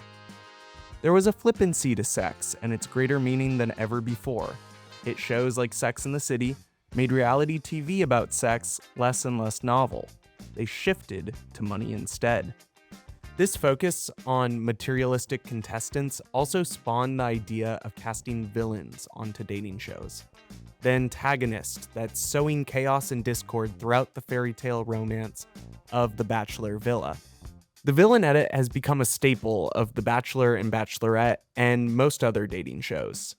Trish Schneider on season 5 of The Bachelor is the first dating show contestant to get an outright villain edit on a dating show. It's one of the first times "they're not here for the right reasons" was ever uttered on a dating show. Saying they're not here for the right reasons is one of the main meta storylines that's common in almost every dating show now. And it's the idea that a contestant is lying about their love or intentions in order to get famous. Seems like she's not here for the right reasons. She's not here for the right reasons. Nope. I feel like she may not be here for the right reasons. And that I'm here for the right reasons. Not being here for the right reasons. Courtney's not here for the right reasons. but no show more than The Bachelor, who has a 12-minute montage of people just saying that one term over and over again. It's what's been playing in the background this entire time. Not here for the right reasons. Or that you're nervous that I'm not here for the right reasons. One thing I do know. Chuck Barris, who couldn't have had a further tone he was trying to strike with his original dating shows, was appalled by the new version and the villain edits. He said, quote, "The whole world has changed. Shows now are terribly mean-spirited. You're rooting for people to be eliminated, rooting for judges to find new ways of being nasty. Unfortunately, it was only going to get meaner. Not every dating show could be as popular as The Bachelor, so there's 2 dating shows I want to highlight that are largely forgotten, but still beautiful. Or, at least still make me laugh. Ask any woman why she fell for a man, and chances are she won't say looks, which gave us an idea. Fox Tonight, one beautiful woman will begin her search for love among 20 eligible men. She'll meet them, date them, and learn everything about them except let the masquerade begin. what they look like. Get ready for the ultimate face-off. This is really their shot to really show me who they are. But once she's chosen Mr. Right, will love last when the mask comes off? Things could get ugly. On the new series, Mr. Personality, hosted by Monica Lewinsky, premieres next on Fox. Boy Meets Boy is the first gay dating show ever made, and I'll just leave it at that. One exceptional gay man. I want to make a huge attempt at finding a connection. 15 extraordinary suitors, all vying for his affection. Everybody's out to get this perfect guy. That's definitely ingredients for a lot of drama. In the end, he must select just one man. Will you stay? I would love to. But appearances aren't always what they seem. You assumed I was gay. Why? What neither the gay suitors nor the leading man know is that some of the suitors are straight men pretending to be gay. I love you. Competing to win a cash prize. Find out when 2 worlds collide as we bridge the gap between gay and straight. I hope that I'm making the right choice. Not even Monica Lewinsky could make the dating show genre more popular. The number of seasons of dating shows dropped to 7 by 2005. There was a massive burnout in the mid-2000s on reality TV and dating shows. It's not like they were making great stuff, except Boy Meets Boy. Dating shows had an identity crisis at this point. They didn't really know if they wanted to be funny or if they wanted to be sincere, and one dating show would change the tone for the rest of dating show history. Dating shows are funnier because this show happened. Chris Abrego and Mark Cronin, who were executive producers for various MTV reality shows, decided that they'd take a stab at dating shows with a noticeably smaller budget and lean into the more comedic side of reality TV. All they needed was a retired MC of one of the great rap groups of the 90s. The show would be called Flavor of Love. Flavor of Love debuted on VH1 on January 1st, 2006. Flavor Flav was the hype man of Public Enemy in the 90s. He is the most famous hype man in rap music history, but by the mid-2000s, he was far less famous. He was more of a caricature of himself, constantly rhyming and exceedingly corny, but also endearing in his own special way.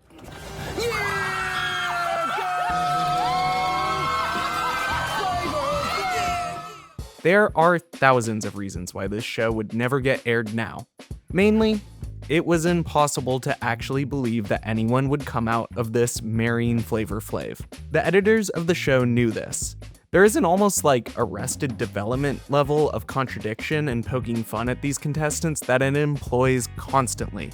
There's quick cuts after testimonials about how great Flavor Flav looks, and then showing him looking absolutely horrible. When I first saw Flav for the date, I was like, damn, what a smashing outfit, you know?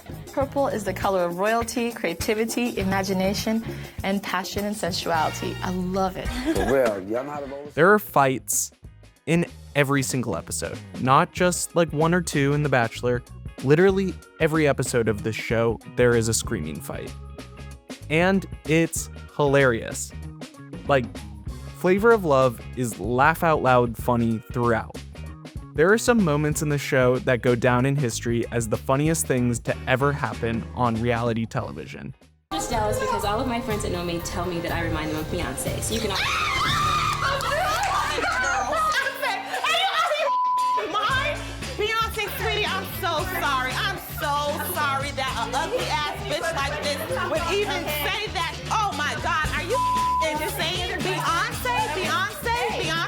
You know who you really look like? You look like Luther Vandross. Reality TV is almost a false moniker for this show. How much of it is real? It's genuinely hard to tell. Flavor of Love positioned itself as a spoof of The Bachelor, and almost all dating shows for that matter. Flavor of Love harnessed the fact that dating shows were incredibly unpopular at the time, and it used that to its benefit. It's fairly genius. I know y'all heard of that show called The Bachelor. Flavors, the blacks in love!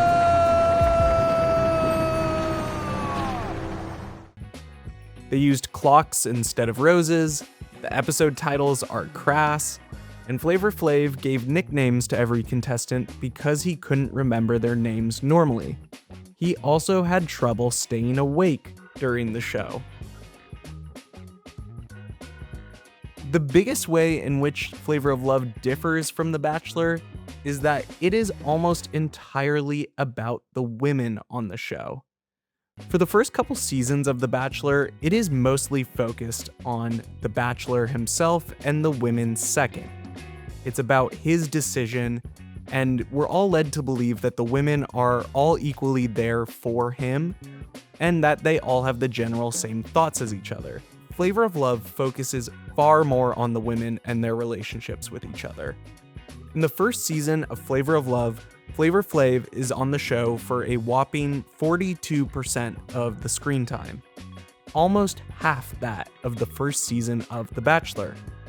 How do I know this? Is this common knowledge? No. I took a stopwatch and watched both seasons and timed every time the two were on screen. I hate myself. What Chris Abrego and Mark Cronin found with the show was that they could just reduce the worst part of any dating show, which is men, and the show would get more entertaining. They could focus more on the women contestants because they struck gold on casting. New York, the nickname given to Tiffany Pollard, is on the Mount Rushmore for best personalities in dating show history. They're like a loud pack of idiot bitches, and I'm sick of them already. What? Hi. Good morning. Good morning. Good morning. Good morning. Good morning. Not you. You can choke. This was the first interaction I really had with Brain, so I wanted to see her anger level. I wanted to see if I was powerful enough to twist her mind. The show makes her the main character of the season. This was the first time a contestant was the main character of a season, as opposed to The Bachelor or Bachelorette. In the end, Flavor Flav picked Hoops, real name Nicole Alexander, over New York. Nicole would later get engaged to Shaq, fun fact. Flavor of Love is the most popular show VH1 has ever aired. It drove 7.52 million viewers on its season 1 finale and ranked as the top TV event of the year with the 18 to 49 demo. Yes, of the year. It was that popular. Flavor of Love is also the most famous predominantly black dating show ever made. The Bachelor and other dating shows in all of history up until this point were extremely white. I find it pretty disheartening that the most famous black dating show is essentially a spoof. but I placed less of the blame on Flavor of Love and more blame on the executives of other dating shows for how they were casting. And I specifically put the most blame on Mike Fleiss. You see, Mike Fleiss had criteria for who could be on The Bachelor. They had to be skinny, they had to be pretty, they couldn't have herpes-ridden bodies, as he said. But he failed to mention that they also had to be white. Mike Fleiss didn't believe that black people should be the main characters on dating shows, or any person of color for that reason. It was one of the worst-kept secrets in the reality show industry. And he had this thing where he did not believe that the Bachelor franchise should be racially diverse. And his arguments, according to people that I have talked to, stem from the fact that the audience, he didn't believe, would like it. Mike Fleiss sits under a long list of gatekeepers of the romance genre throughout history that reserve stories of romantic love only for white people. Dating shows are not some outlier in terms of their racial discrimination within the wider diaspora of American love stories. The first major motion black romance movie didn't come out until Spike Lee's She's Gotta Have It in 1986. There was well over a half a century of white romance films before that. What Mike Fleiss and many white men before him all share is the same God, the God of ratings. It's a God that all TV executives prayed to. The network news executives during 9/11 prayed to the same God as Mike Fleiss. Chuck Barris was one of his first patron saints. Television is a business first, and art second. Mike Fleiss famously said, "If you want highbrow, read a book."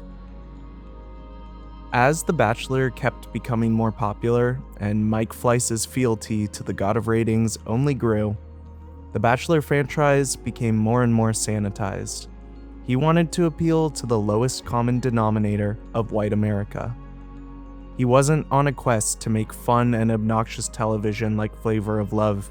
He was on the pursuit of making something perfectly average.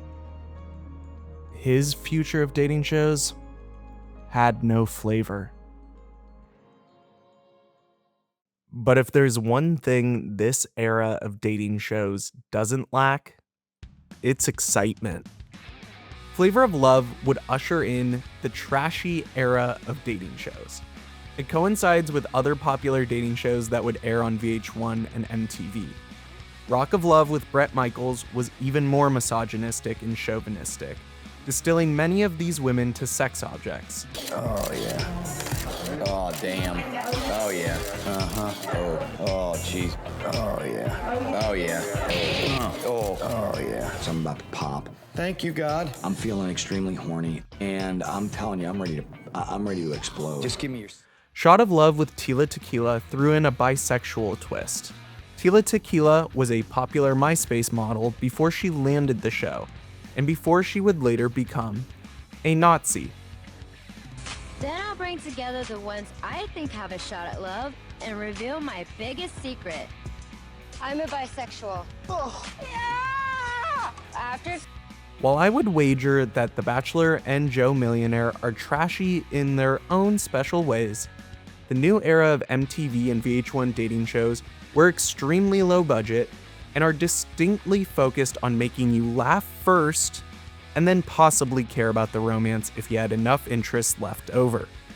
These shows never claimed to be good or real, the way that The Bachelor or other major cable dating shows paraded around. They claimed to be fun, and they were. MTV also started their own version of Game for Love content in the form of Next and Parental Control. Both highly scripted, trashy, and essentially a middle finger to the idea that anyone could find love on these types of shows. I won't even notice if this girl has good personality, because I'm going to be staring at her boobs. Big bombs, big jugs. I'd like the right one to be a little larger than the left one. That would really turn me on. That's what's up. Hi, I'm Scott. I'm a plumbing contractor. And I'm Kathy, and I work with my husband. We have a wonderful son named Cody. He's smart, funny, and a super athlete. But there's one thing we just can't stand. You like that? His girlfriend sucks. If you think this is hard for Cody, imagine how tough it will be for Natalie when she sits down with his parents and they watch the dates together. Close your eyes. Oh my God! Gotcha. Shut up! By 2007, MTV and VH1 are the most important and popular players in the dating show space. They vaulted their ratings up 12% year over year after Flavor of Love premiered. Dating shows weren't just a way to fill network time for them. They were the entire strategy moving forward. And then the 2008 recession hit. Dating shows are the cockroach of the TV ecosystem. Not only are they off-putting, but they're entirely resistant, even flourishing, in times where the world around us crumbles. If 9/11 was just a coincidence for the flourishing of the dating show genre, then the 2008 recession is a vindication into my theory of dating shows being a recession or disaster indicator. The number of dating show seasons peaked back to 2003 levels in 2009. We tend to think of economic recessions as a decline in everything.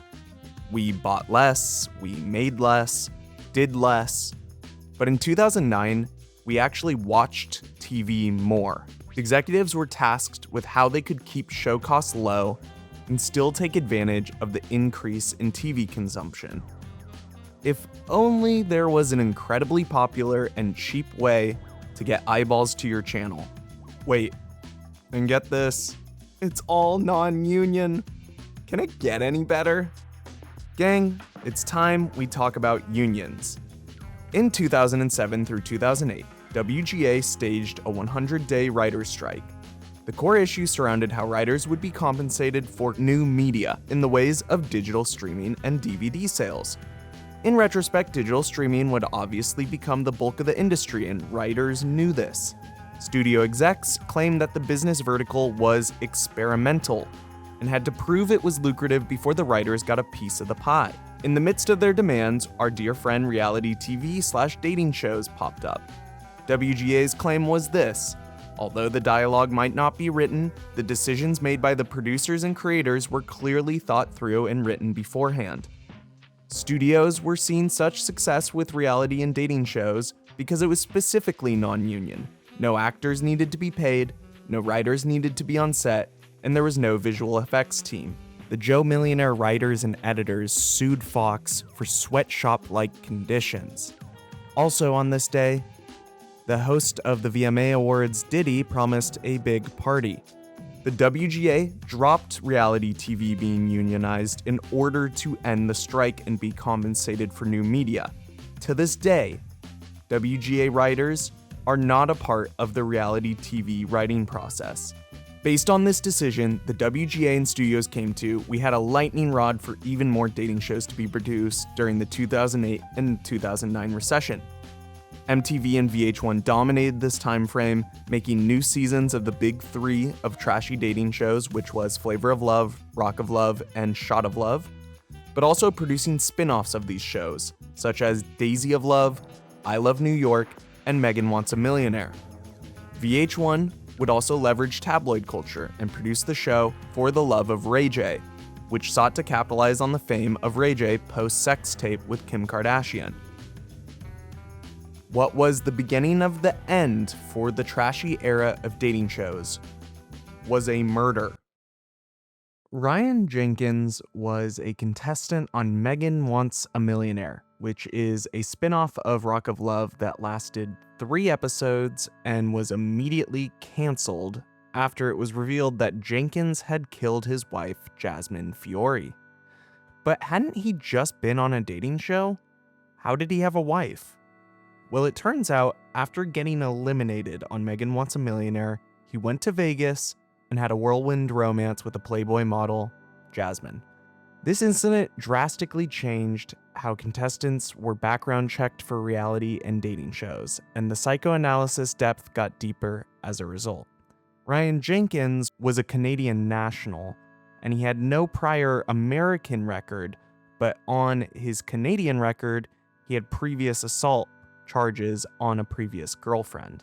Mind 51 sued Collective Intelligence, who was the casting directors for almost all VH1 dating shows. For their mistake, they were sued for reportedly $12 million. Dating shows in the 2000s had been built on the backs of people like Ryan Jenkins. Charismatic and emotionally volatile. Dating shows' allure comes from this emotional instability a lot of the contestants seem to have. They help remind us that our dating lives could be a lot worse, that we ourselves could be a lot more socially inept. We love romantic drama in our lives, as long as we're unaffected by it. We seek out emotionally charged situations, especially if we won't have to live with the consequences. I would postulate that this is why dating shows get more popular when the world gets harder to deal with. We want to watch people scream at each other, instead of us having to be the ones that are screaming. Someone having an emotional breakdown on a dating show won't affect us, and the hope is that after the cameras stop rolling, no one will be affected. But unfortunately, I don't think we care after we stop watching. We certainly didn't then. During casting, the crew felt like something was off with Ryan, but he was charismatic and would likely start fights with contestants that would hopefully lead to better ratings. This streak within him would make him a prime dating show contestant and also make him a prime candidate as a possible abuser. Our love lives are unfortunately not as interesting as we would like to believe for the most part. Most relationships that end can be chalked up to a couple key categories, with the uncomfortable truth that there was not a good versus evil battle being waged. Simply humans that couldn't connect long term. There's a banality to heartbreak that makes it that much more frustrating. The same little disagreements that happened over and over again. Dating shows ignore the monotony of relationships failing by trying to find people that can't deal with the empathy required to gracefully face rejection or heartbreak. Some of you have dated a Ryan of this world. Some of you luckily haven't. But there's an icky part within ourselves that wants to see this kind of person on a dating show. In 2011, Mike Fleiss did an interview with Entertainment Weekly, and they asked him about the state of dating shows and how popular The Bachelor had become. His answer? There had been so many Bachelor ripoffs. We tell better stories. We cast more relatable people. And we've survived when others fell by the wayside. I'm so proud of that. I'm glad we have this big territory. The romance space is ours. VH1 and MTV were now forced to pull back on casting people like Ryan Jenkins, which was at odds with the product they were trying to sell. This era of dating shows didn't end solely based on what Ryan did. There's a couple of other factors that help explain why we don't see TV like this anymore. Prestige TV boomed in the late 2000s and early 2010s. Shows like Breaking Bad, Mad Men, Game of Thrones were the most popular TV shows of the time, and executives wanted to shy away from the PR nightmares of reality shows and focus more on making high art content. The ratings for reality TV also began to stagnate.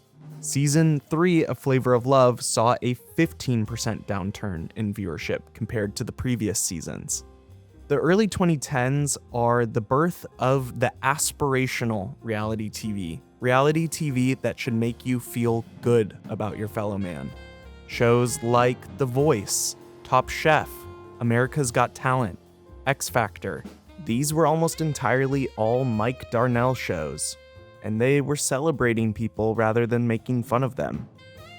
After the trashy dating show surge in 2009, the number of dating shows dropped significantly to 1990s levels. The 2010s are by no means a golden decade for Americans, but through most KPIs, the early 2010s are a relatively happy era of American history. Dating shows outside of The Bachelor hadn't proven that they could be popular when we were happy. It was a good run, guys. We could hang our hat on The Bachelor being our one prevailing installment from this genre. Mike Fleiss won. His future was going to be our future. Then, England happened.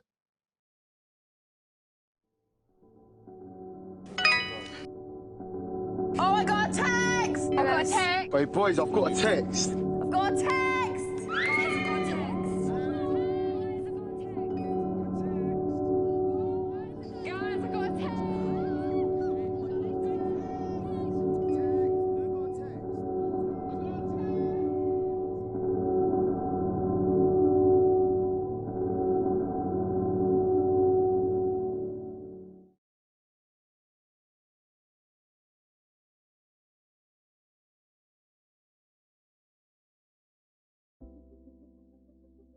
Alrighty, where was I? Oh, okay, yeah. England. Before I can talk about why England is important to the history of dating shows, we have to answer a much bigger question first. And that is, what is England? So according to my research, England is a nation off the coast of mainland Europe. It's been inhabited for at least 800,000 years prior to Anglo-Saxon tribes that created modern-day England. The nation has a rich history of art, science, and bad food. But their greatest contribution is obviously Love Island. I have glanced over international dating shows up until this point. Shows like Doce Corazones in Mexico, MTV Splits Villa in India, and If You Are the One in China premiered in the 2000s with varying degrees of popularity. And they tried making international versions of The Bachelor, most of which failed, which is a real shame because the Swiss version of The Bachelor seems utterly insane. Opa! Wie viel am Platz ist, wird sich bald herausstellen. Denn für Clive müssen die Ladies an ihre Grenzen gehen. Ja, ich habe schon noch ein bisschen Schock. Dieses Mal wird es richtig heiß. Oder wie es auf Schweizerdeutsch heißt. Im Krieg, da seid ihr. America has made the lion's share of dating shows up until this point. My graph of dating show seasons was strictly American. And that was mainly because finding information about shows like the Bulgarian Bachelor made me want to cry. But I did it. I believe I have now tracked every single dating show of every country ever made.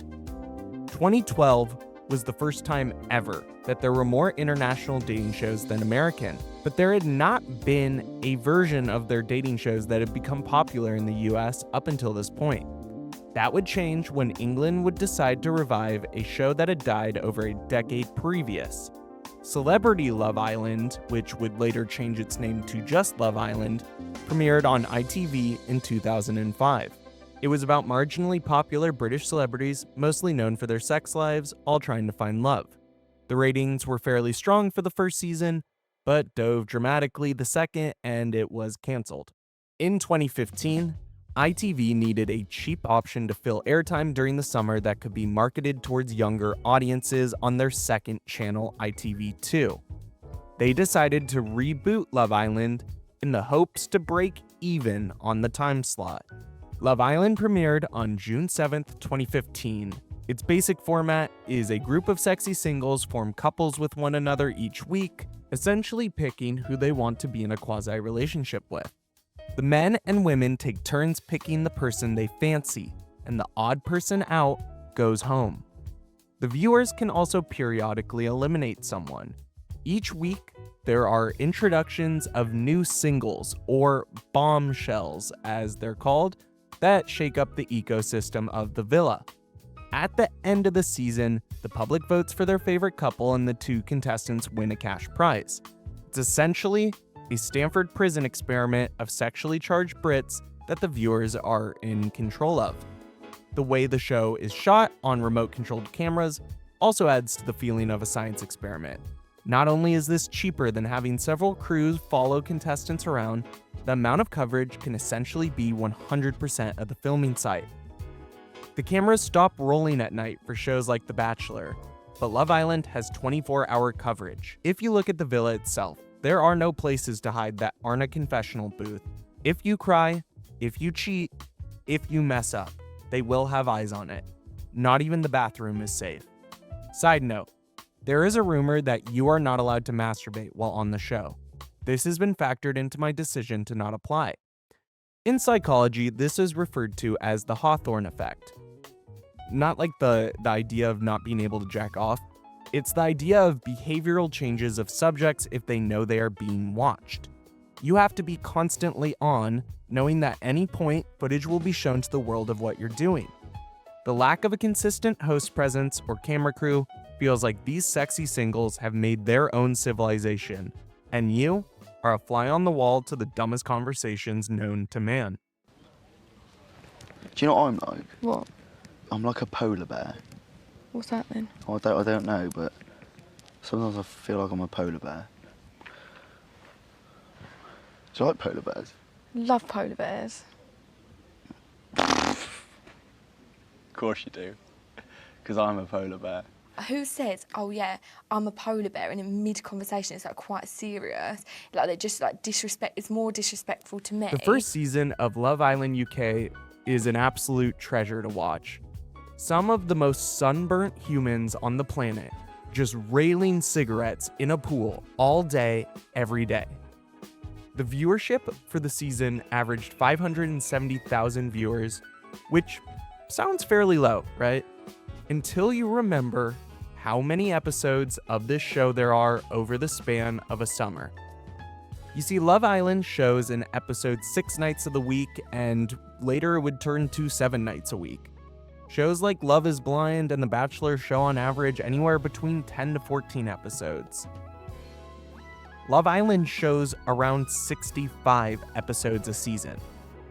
This sheer amount of episodes makes the pacing glacially slow in comparison to previous dating shows, and there is far more downtime with repetitive conversations than practically any other show on the planet.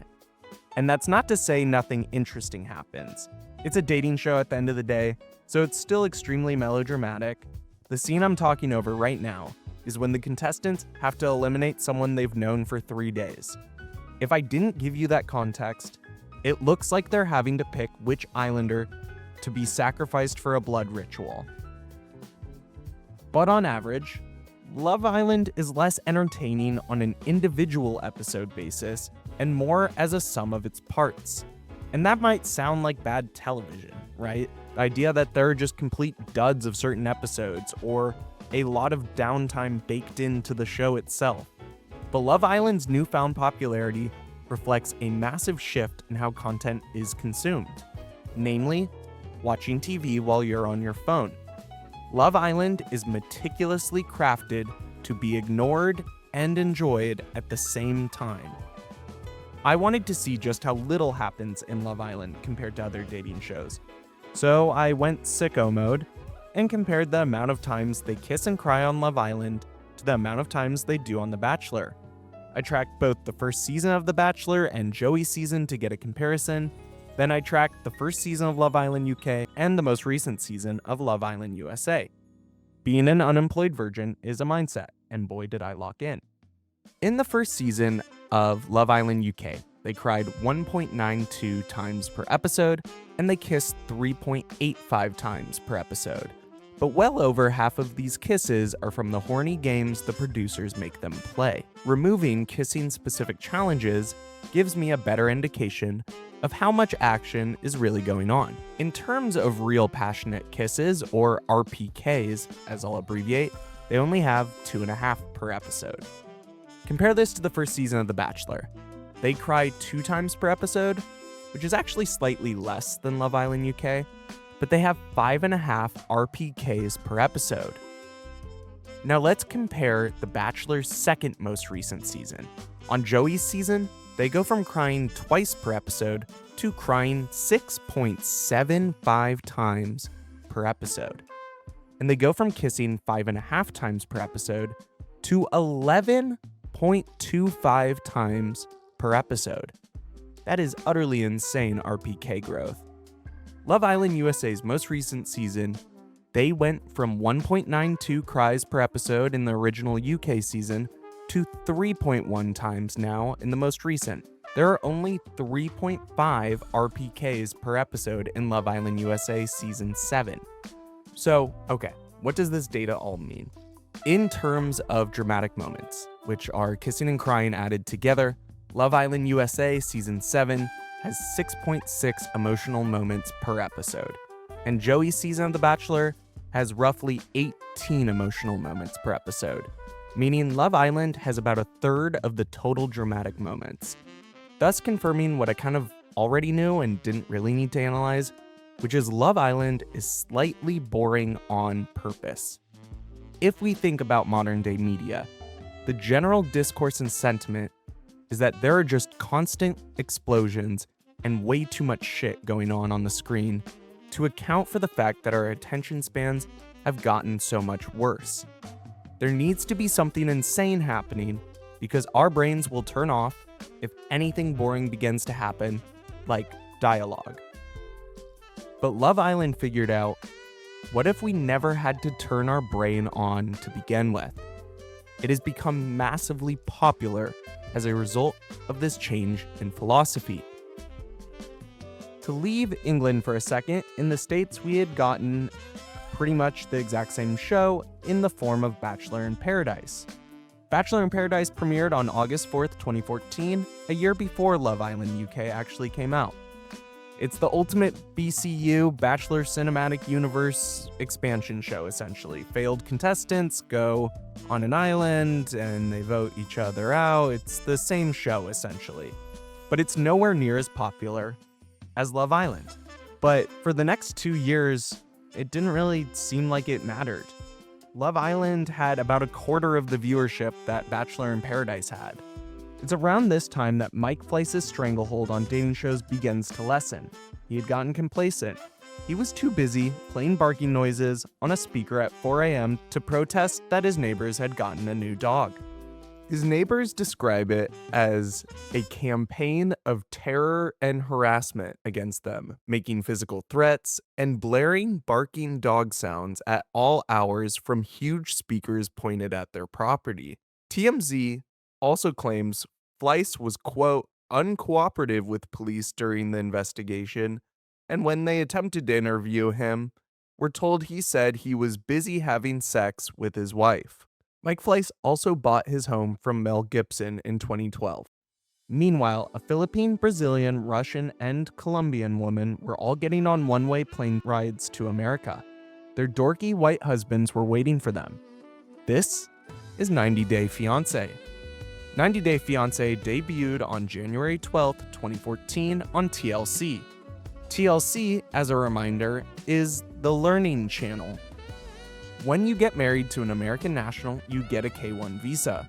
During this 90-day time period, you need to make a decision on if you'll stay with this person or leave back to your home country.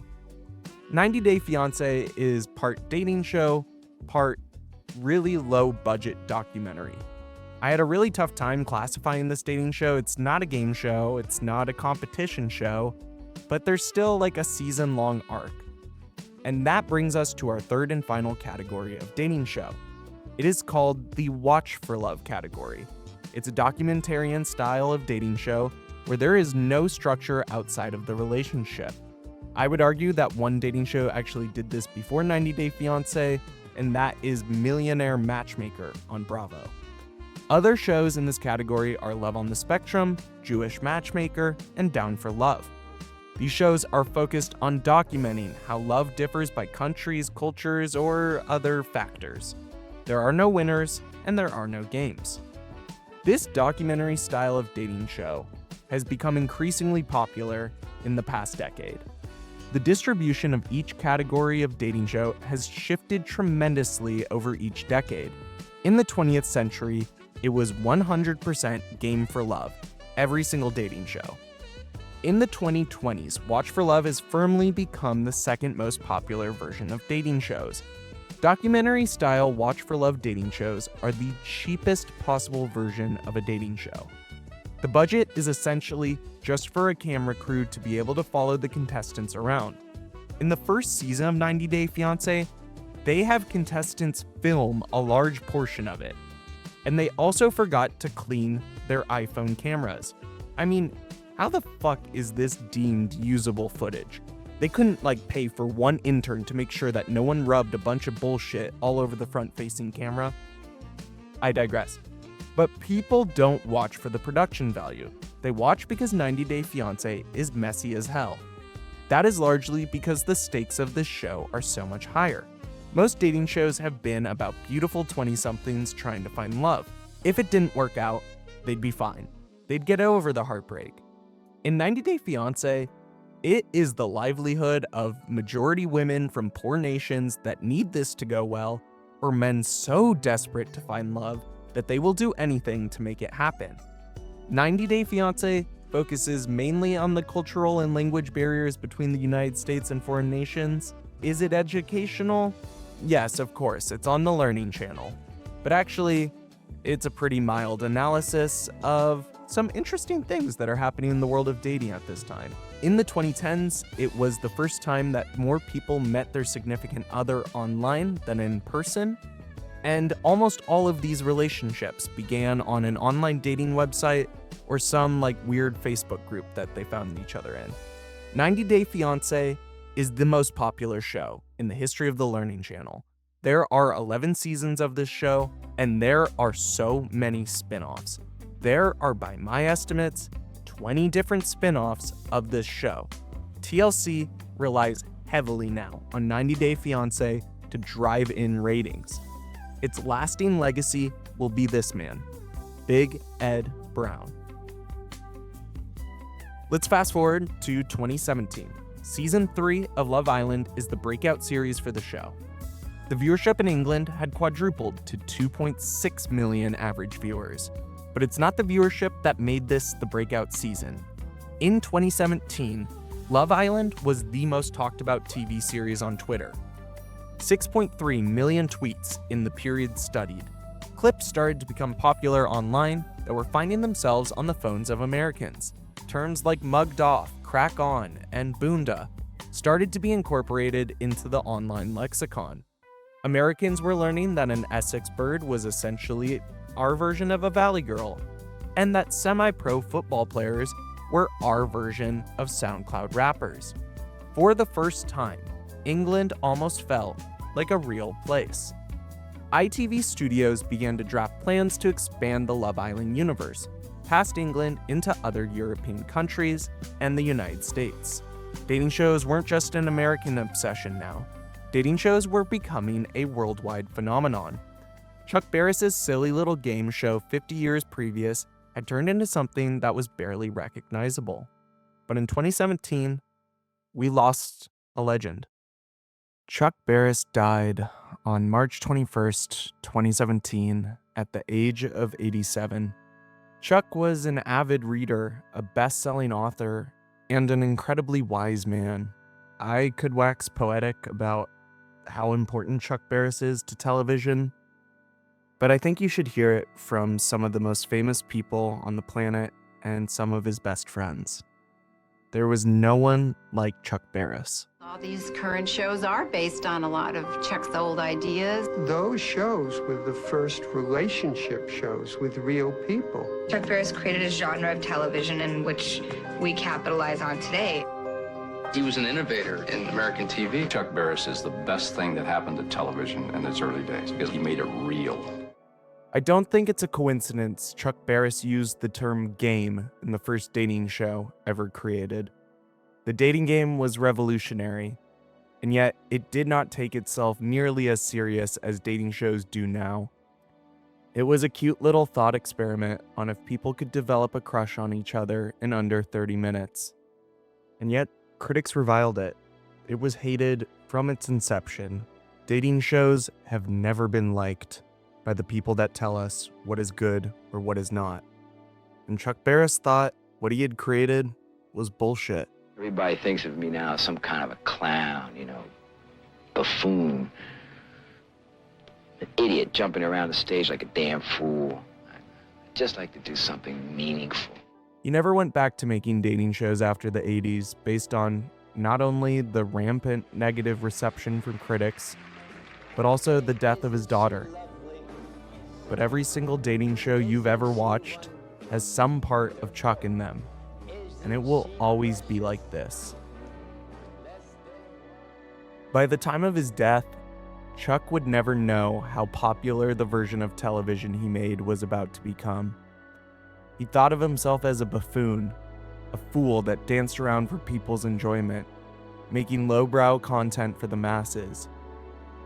Chuck Barris is possibly the worst reviewed artist of all time in the eyes of TV critics. He imagined he would have left the world with something greater than dating shows. He was deeply self-conscious about the hatred he received from well-respected critics. He thought the subsequent spin-offs of dating shows made that were also hated by critics was further proof he had failed to make something great. He imagined he would make art that would inspire, change lives, and finally be loved by people. But the funny thing is, he already had. Viewers love Chuck Barris. I read reviews of people reminiscing about having shitty jobs and couldn't wait to go watch The Gong Show or The Dating Game after work. The people that remembered now long dead family members that they used to watch these shows with, and the joy his shows brought them. Many of the young people watching Love is Blind will do the same decades down the road. There is no such thing as bad television if you and the people you love are having fun watching it. There's a scene in one of my favorite movies, The Holdovers, that highlights why I think what Chuck Barris created was indeed great. Paul Giamatti's character is a pretentious, critical man to begin the movie. About halfway through, he walks into Davine Joy Randolph's living room as she's watching the Newlywed Game. He's dismissive at first, but even he begins to laugh and become invested in the show as time goes on. The show spawns a discussion about their past love lives. There's a feeling of community that this kind of show provides, and to me, that is what great art can achieve. In 2017, we got the first fully queer dating show in the form of the 8th season of Are You the One? Are You the One is an MTV dating show that was among the few to premiere in the early 2010s that actually stayed relevant. It had previously only been a straight dating show, but in the 8th season, all the contestants are sexually fluid, meaning they could be matched with literally anyone. It has constant drama, fighting, makeouts, but beyond like the standard dating show allure, it's a legitimately illuminating look at how queer people date. There are contestants like Max, who are freshly out of the closet and struggling with their sexuality. There's Kai, who is a newly transitioned trans man. There has never been a more diverse dating show, not before and not after. Their queerness wasn't played for laughs, the bisexual women weren't sexualized, and there were no imposter straights like before. Speaking of imposter straights, it has come to my attention from my friend Emmett that I actually missed a 2004 dating show called Playing It Straight. It aired 3 episodes and was canceled. Here's the first 25 seconds of the show to understand why. This sweet, innocent Midwestern girl named Jackie is about to meet 14 men. She thinks she's going to find true love. But not all of the guys are here for romance. Some of them are gay. What? I shave my legs, so there's a definite possibility somebody may think I'm gay. Some people may very well construe baking a cheesecake as being gay. I am a straight man. Everybody's gay but me. He's like the biggest flamer I've ever met in my life. Anyways, this is dating shows in its best form. It's funny, it's dramatic, and characters you actually want to see be happy, and a healthy mix of contestants who you can make fun of. Dating shows were becoming more diverse, so maybe The Bachelor would update to the times. When Mike Fleiss was asked by Entertainment Weekly if we'd ever see a bachelor or bachelorette that was not white, he had this to say: "I think Ashley is 1/16th Cherokee Indian, but I cannot confirm. But that is my suspicion. We really tried, but sometimes we feel guilty of tokenism. Oh, we have to wedge an African American chick in there. We always want to cast for ethnic diversity. It's just that for whatever reason, they don't come forward. I wish they would." But Mike Fleiss, not to be one-upped by a show like Are You the One, would create the first gay season of The Bachelor on season 23 with Colton Underwood. Okay, a little tasteless, but for those not in the know, Colton Underwood came out as gay after his season had wrapped. Talking about Colton Underwood could be its own documentary within itself. Him, his crimes, his response, the media's response, a whole dissection of violence against women in the media, and so on. He was cast in the 14th season of The Bachelorette, where his claim to fame was that he was a virgin. He would then go on Bachelor in Paradise, where then he would be eliminated. Then he was announced as the 23rd Bachelor, and his season of The Bachelor is pretty middle of the road in terms of reception. The most iconic moment comes from when the frontrunner of the season, Cassie, turns him down in the honeymoon suite episode, leading him to escape the compound of the hotel by jumping the fence, and he runs away from the cameras, and the show looks like it's a true crime documentary looking for a lost body. In the end, Colton does ask Cassie to give him a second chance, and they didn't get engaged, but they did start dating. My personal favorite moment of the season is when Billy Eichner is a guest, and either through his gaydar or just sheer dumb luck, talks to Colton about what it would be like if he was gay. No, the first thing I do, I'm gay. I know that's a shock, Colton. And that I think you should look into. Maybe you're the first gay bachelor and we don't even know. No. Put that in your pro.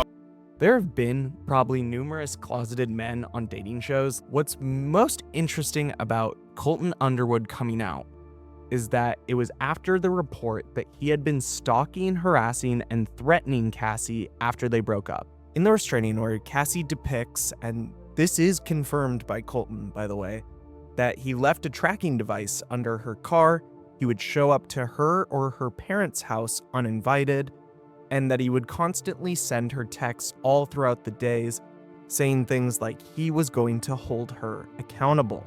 So Colton came out on Good Morning America as a gay man 7 months after the restraining order was filed. The news that he had been a closeted bachelor completely overshadowed the fact that he had been stalking and harassing his ex-girlfriend. But the fact of the matter is, Colton kept being a reality star. He was most recently on the season of The Traitors USA, and he had his own spin-off show.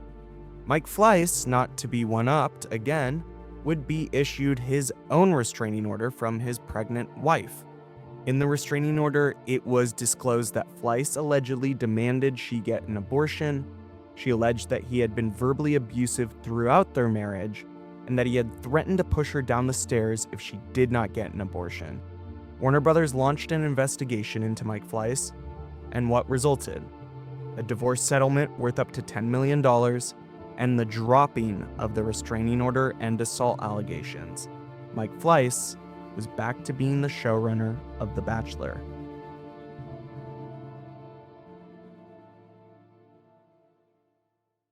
Shows similar to Love Island began to pick up steam stateside, with X on the Beach premiering in 2018 on MTV, and Love Island USA debuting in 2019 on CBS. And in 2019, the unthinkable happened. A dating show was liked by critics. Couples Therapy premiered in 2019 on Showtime. Struggling couples sit down with relationship therapist Orna Guralnick and talk about what is ailing them in their relationships. Couples Therapy strips back all of the melodrama that is present in dating shows and delivers something that is real and frankly, kind of hard to watch, but in a good way. 2019 is also a massive year for dating shows because it marks the first time a dating show was created by a streaming company. It was released on a small streaming platform called Netflix. It followed a single person going on 5 blind dates around New York. It was called Dating Around. The recipe for success was right there. I mean, biggest entertainment company, incredibly popular genre of television.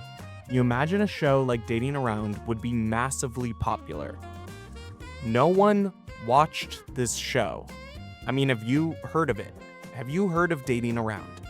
What a massive failure for Netflix, right? Not really. Netflix was testing Dating Around as part of a new content strategy that would lead to dating shows becoming a more important part of their strategy moving forward. Namely, Netflix changed from views to hours watched as their North Star KPI at the turn of the decade. This switch led to two major things in terms of content strategy: make content longer and make it more quickly for cheaper. Dating shows are fantastic at being hours long, quick to produce, and cheap to make. The number of dating shows were set to climb going into 2020. In 2013, there were only 5 American seasons of dating shows. By 2019, the number had quadrupled to its biggest peak yet. There were 19 American dating shows seasons that year, and there were 43 dating shows around the world. Netflix was filming 3 different dating shows going into 2020. The first dating show had been a fairly large flop. These next few would have to be a success in order to justify time and money spent. If only there was a major disaster to make people want to watch them. Then, COVID-19 happened. The COVID-19 pandemic was a major health event that started in Wuhan, China at the end of 2019. No, fuck that. We're not talking about it. Okay. But did the pandemic save dating shows? How does it relate to this whole thing? I mean, not really. I would argue that Love Island UK and The Bachelor were such successes that dating shows were going to be a part of the TV and streaming landscape for years to come. But I would argue that no other genre of television benefited harder from the pandemic than dating shows. Not only were they endlessly bingeable based on the recipe The Bachelor had laid out 20 years prior, but they also were focused on a human experience we were deprived of: spitting game and making out with strangers. We were starved for human interaction, and then here were shows that were hours and hours long showing just that. If we couldn't have interpersonal relationship drama in our own lives, at least we could engage in the drama of random strangers. Now Netflix just needed a hit. And they came up with something pretty revolutionary. What if people dated without knowing what the other person looked like? Oh wait, checking my notes here. That's literally the first dating show ever made, and then was countlessly rehashed over human history. It didn't matter that it was essentially the same show as the first. Love is Blind is one of the most popular dating shows ever made. Love is Blind actually debuted before the pandemic on February 13th, 2020. The show has 2 distinct parts, the pod section and then the living together section. In the pod section, contestants get to learn about each other free from any vain focus on what the other person looks like. My personal favorite part of this show is that the men try to ruin that show's goal almost immediately. So what are you looking for in a woman? In shape and beautiful. Oh, that doesn't sound shallow at all. If I had to guess, I'd say you're African American. At the end of the pod portion, the man proposes to the woman, and then they go live together for the next portion of the show. Here, the couples meet other couples and learn more about one another. All of this culminates in the finale where the couples decide to get married or not. Love is Blind became one of the main pandemic shows at the start of the lockdown, cementing it as a strangely nostalgic touchstone in many people's minds during that time. Love is Blind Season 1 remained in the Netflix top 10 for 47 consecutive days after release. In our personal lives, our drama consisted of whether our parents or grandparents would die or if the pandemic would ever end. Watching people get engaged after 4 days and seeing their relationships crash and burn was a welcome distraction from the bleakest times of our lives. Love is Blind is not only important because it's so popular, but because it popularized the didactic tone most dating shows have now. The idea that this is not only for entertainment, but this is a show that is allowing for all contestants to better themselves, and that they are helping these wayward souls become better romantic partners. We live in such a disconnected and distracted world. Your value is often judged solely by the photo on your dating app. True. But everyone wants to be loved for who they are, not for their looks, their race, their background, or their income. Right. True. So true. Psychologists believe that emotional connection is the key to long-term marital success, not physical attraction. A lot of dating shows on streaming services adopt a similar quality of this. Shows like Too Hot to Handle talk about how the access to sex through apps and social media has destroyed their ability to be intimate. In shows like Sneaky Links, there's relationship coaches that are there to guide them on their romantic journey through their personal struggles. I mean, Spicy Mari is like the relationship coach of this show, and reading her Instagram post, it sounds like they're curing cancer. It does not sound like a show where people go and cheat with their exes. Even shows like Temptation Island, which is essentially a torture porn show where couples watch each other cheat on each other, have changed their framing from just being a ridiculous over-the-top concept to somehow being a story of self-actualization and self-improvement. And this has led to a shift in the discourse of dating shows to go from merely, do you find this entertaining? Do you like watching this show? To more, do you agree with what the people are doing on this show? After the fantastic reception of Love is Blind, Netflix doubled down on this content strategy and started to diversify the kinds of dating shows it wanted to offer. Netflix picked up the rights to an Australian dating show that had premiered in 2019.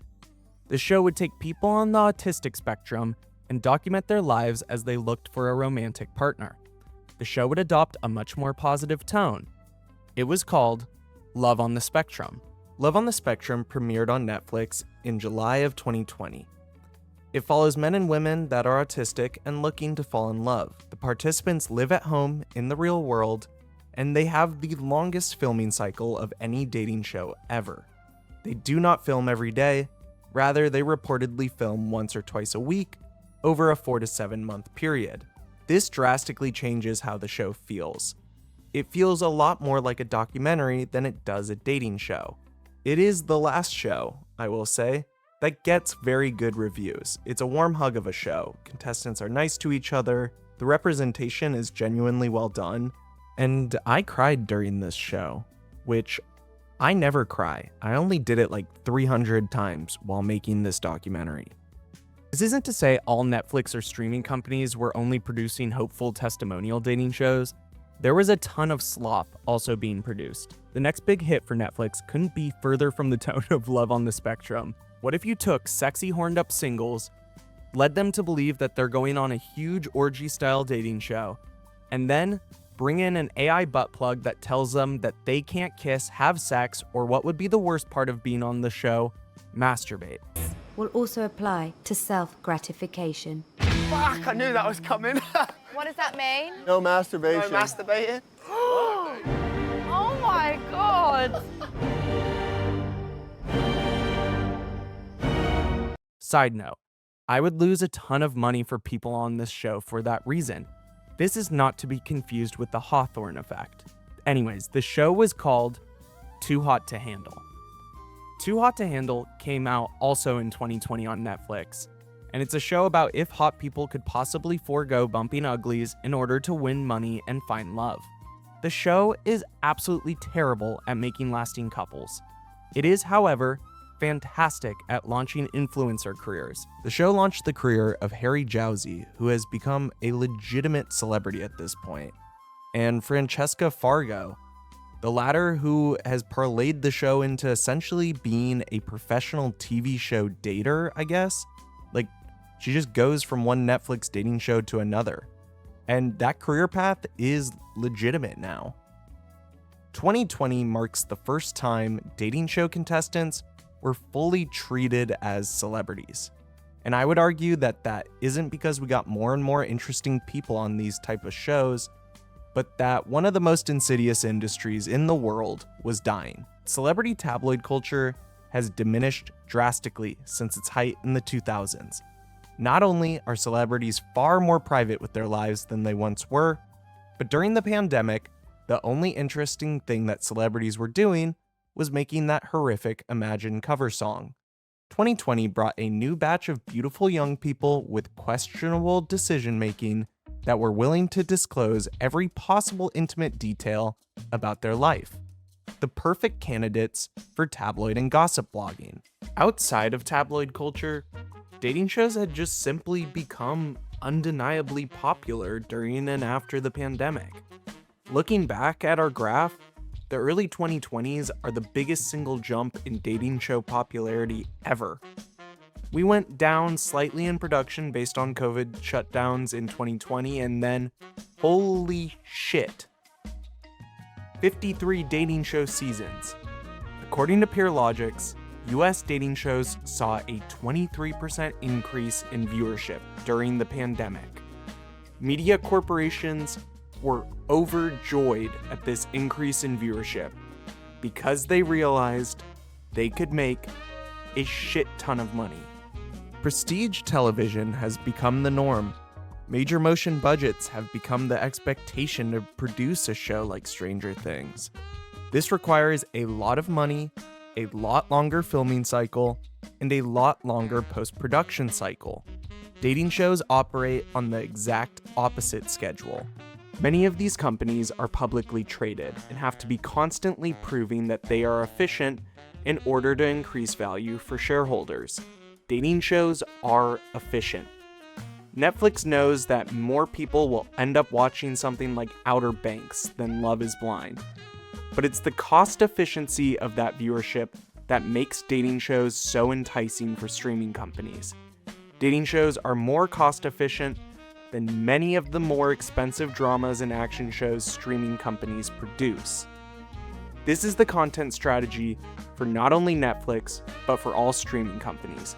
Pump out dating shows quickly and cheaply to satiate viewers until their exorbitantly long prestige IP is ready to drop after what feels like 6 years in between a season.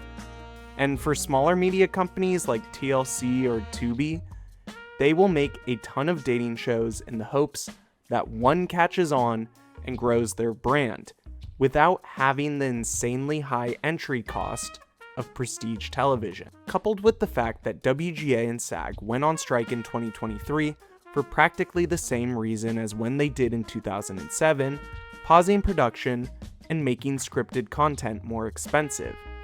Dating shows were a part of the initial demands to be covered by the WGA.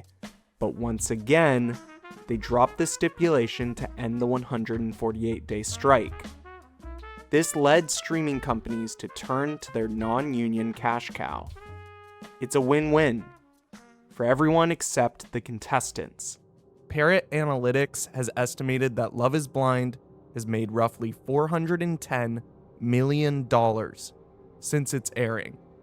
Love is Blind contestants make reportedly $1,000 per week of filming.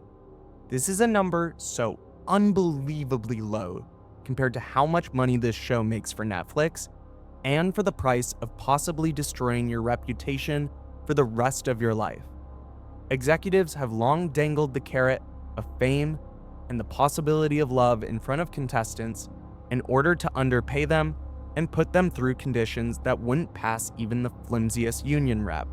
Nick Thompson and Jeremy Hartwell filed a lawsuit against both Netflix and Kinetic Entertainment after their treatment during season 2 of Love is Blind. In the lawsuit, they depict that Netflix has complete control over the contestants' lives. They are not allowed to go outside unless they're using the bathroom.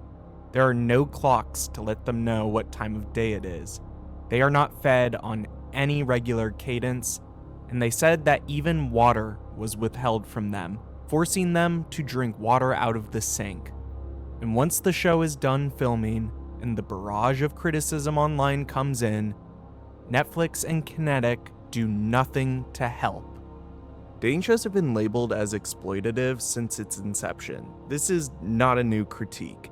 And I've also defended many of these shows for doing it, because the shelf life of these contestants' fame was so short-lived.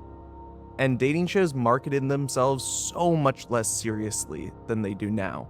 But why the exploitation of contestants feels more insidious to me now is largely because these streaming companies are crafting narratives that are focused on a fake authenticity and then profiting millions of dollars off destroying people's reputations and then doing little to stop the harassment these contestants receive.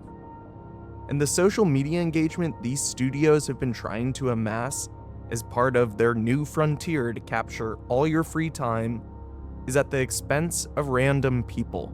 Dating show contestants have a legacy that will last for years to come, and they're not even getting paid to do it. In 2022, dating shows reached a new peak in production. They went from 53 seasons to 62 by the end of the year. When you look at this graph, it tells a history of television hated since its inception, loved to be hated by its fans. Murderers, politicians, celebrities, and even British people have all been on these shows. We've seen peaks and we've seen valleys. Dating shows have gone from daytime game shows to entertainment institutions. This graph reflects changes in media consumption, our happiness or lack thereof, and our prevailing need of gossip about strangers.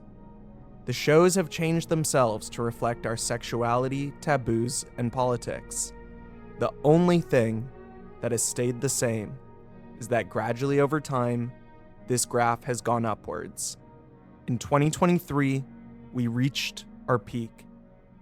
66 dating show seasons by the end of the year.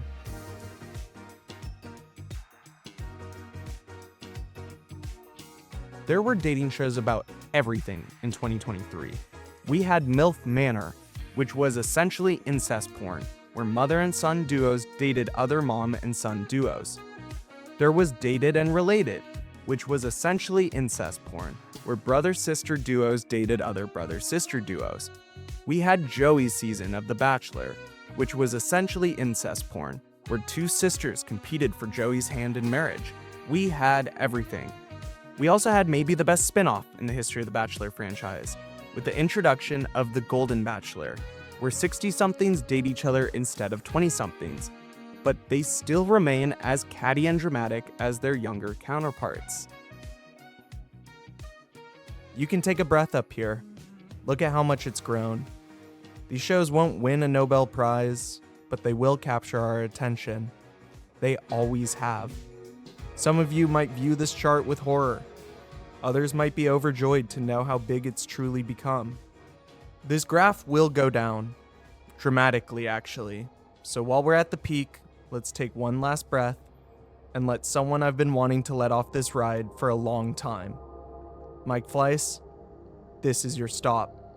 Mike Fleiss was fired on March 30th, 2023.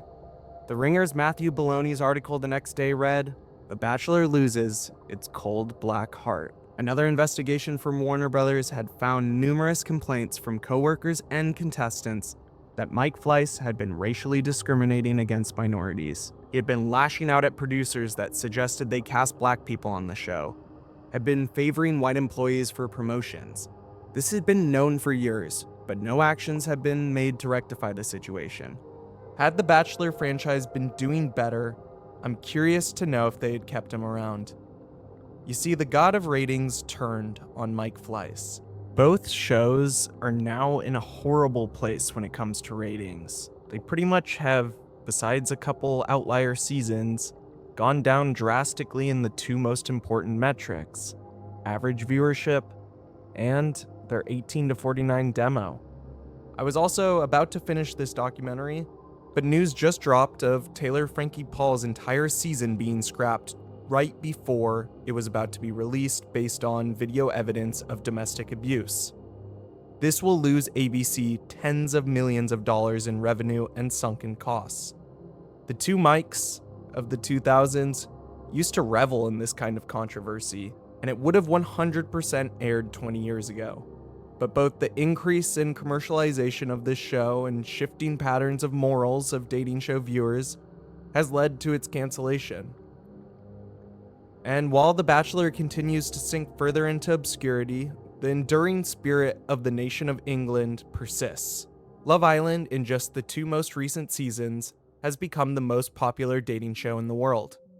It started in the summer of 2024. Season 6 of Love Island USA was the most successful show in Peacock streaming history. Then, it was followed up in 2025 with Season 7, the most popular dating show season since Joe Millionaire. It is Peacock's most watched series ever. There were watch parties all over the country. The stars of the season now have millions of followers on social media and have taken on the noble profession of being beauty influencers. Contestants can make millions off being well received on these shows. And I don't blame any contestant that does this. Get your bag. Dating shows have profited off of contestants for its entire history. And I'm not going to put the blame on contestants for trying to make money too. Take Olandria from Season 7 of Love Island USA, for example. She was a great character, is easily one of the most stunning people in the world, and has made savvy brand deals that have led her to become a millionaire from this show. And to that, I say good for her. I don't demonize people going on these shows not for the purpose of finding love. That would be like getting mad at porn stars for not actually being in love with one another. I don't think New York was on Flavor of Love because she loved Flavor Flav, and yet she is my favorite reality character of all time. I'm mostly burnt out at the degree of media training these contestants have, and how it feels like I'm being sold to the entire time I watch a new version of dating shows. If you enjoy dating shows now just as much as before, absolutely more power to you. The videos of people losing their minds at watch parties brings me a ton of joy, and I'm not going to yuck your yum.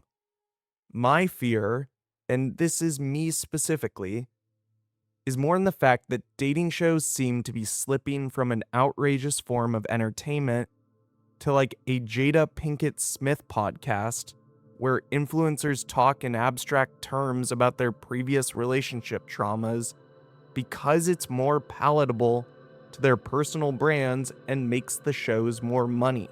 As all forms of entertainment, dating shows have become massively corporatized since the pandemic. We're having a pool party!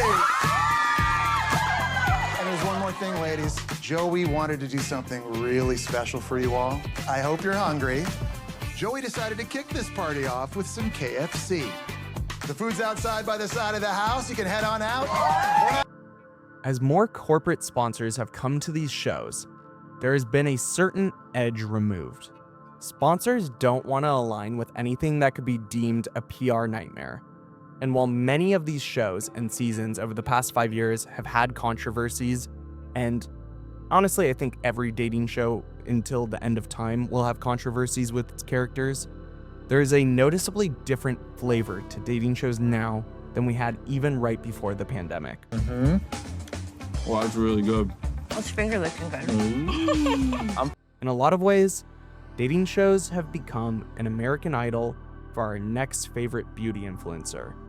This rise of influencer contestants has led to a lot of changes within dating shows. But I want to focus on one thing specifically, which is the rise of the influencer beauty standards being pushed on dating shows.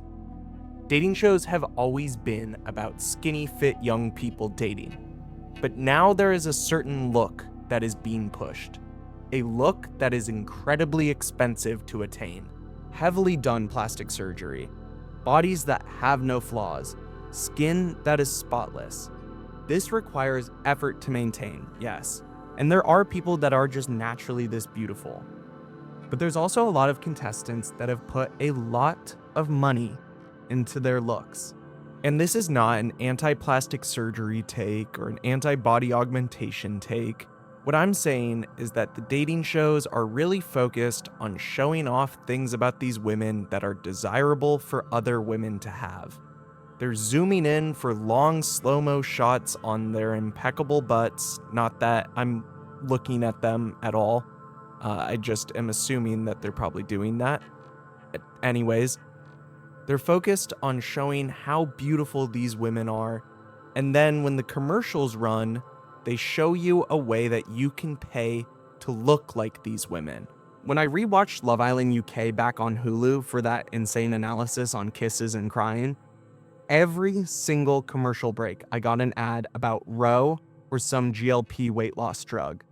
Every single commercial break. There was not one where I did not get an ad for that. There is an epidemic of skinny drug advertising right now, but it's particularly bad on dating shows. And almost all of these contestants, regardless of the show, fall into the same career path after the season is done. Ads now play during commercials of Love Island with former contestants selling viewers skincare products. What I'm trying to get at is that dating shows are beginning to feel like a 65-hour-long commercial. Soap operas got their name originally as they were sponsored by soap companies to sell cleaning products to the housewives that watched them. Dating shows and soap operas even competed against each other in the 60s through the 80s for the attention of housewives. In 2025, dating shows have won that war. They now are the modern-day soaps. Reality melodrama has replaced fictional melodrama, and the blur between reality and acting has never been more vague. We question the validity of the reactions of contestants. Ask the age-old question if they're there for the right reasons. Dating shows have always been an escapist media.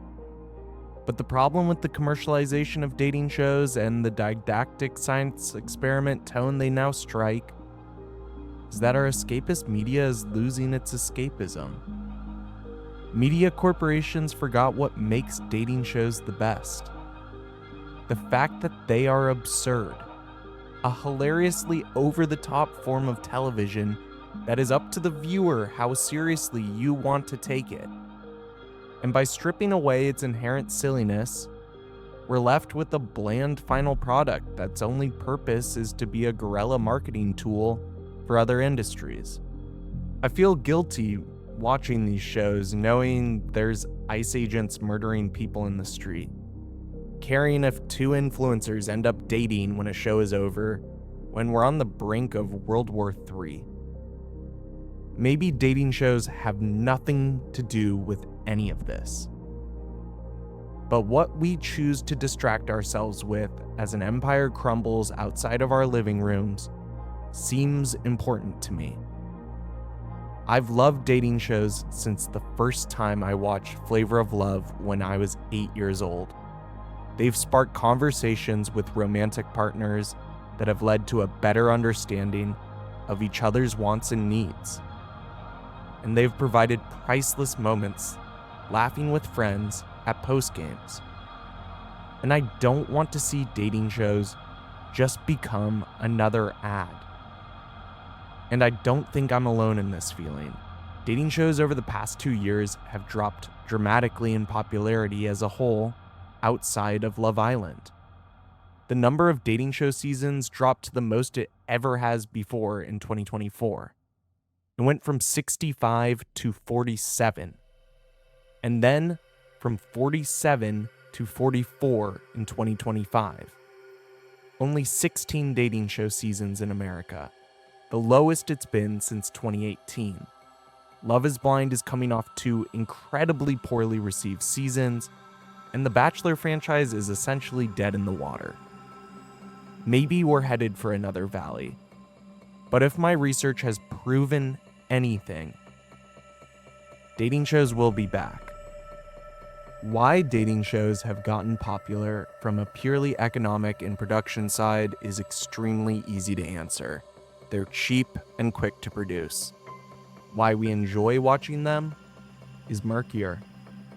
Now more than ever, they combine our need to be angry, our need to be validated, our need to feel superior, and our need to be hopeful all together. Feelings that are at the center of loving someone. Feelings that we will, however hard we try, not fully comprehend.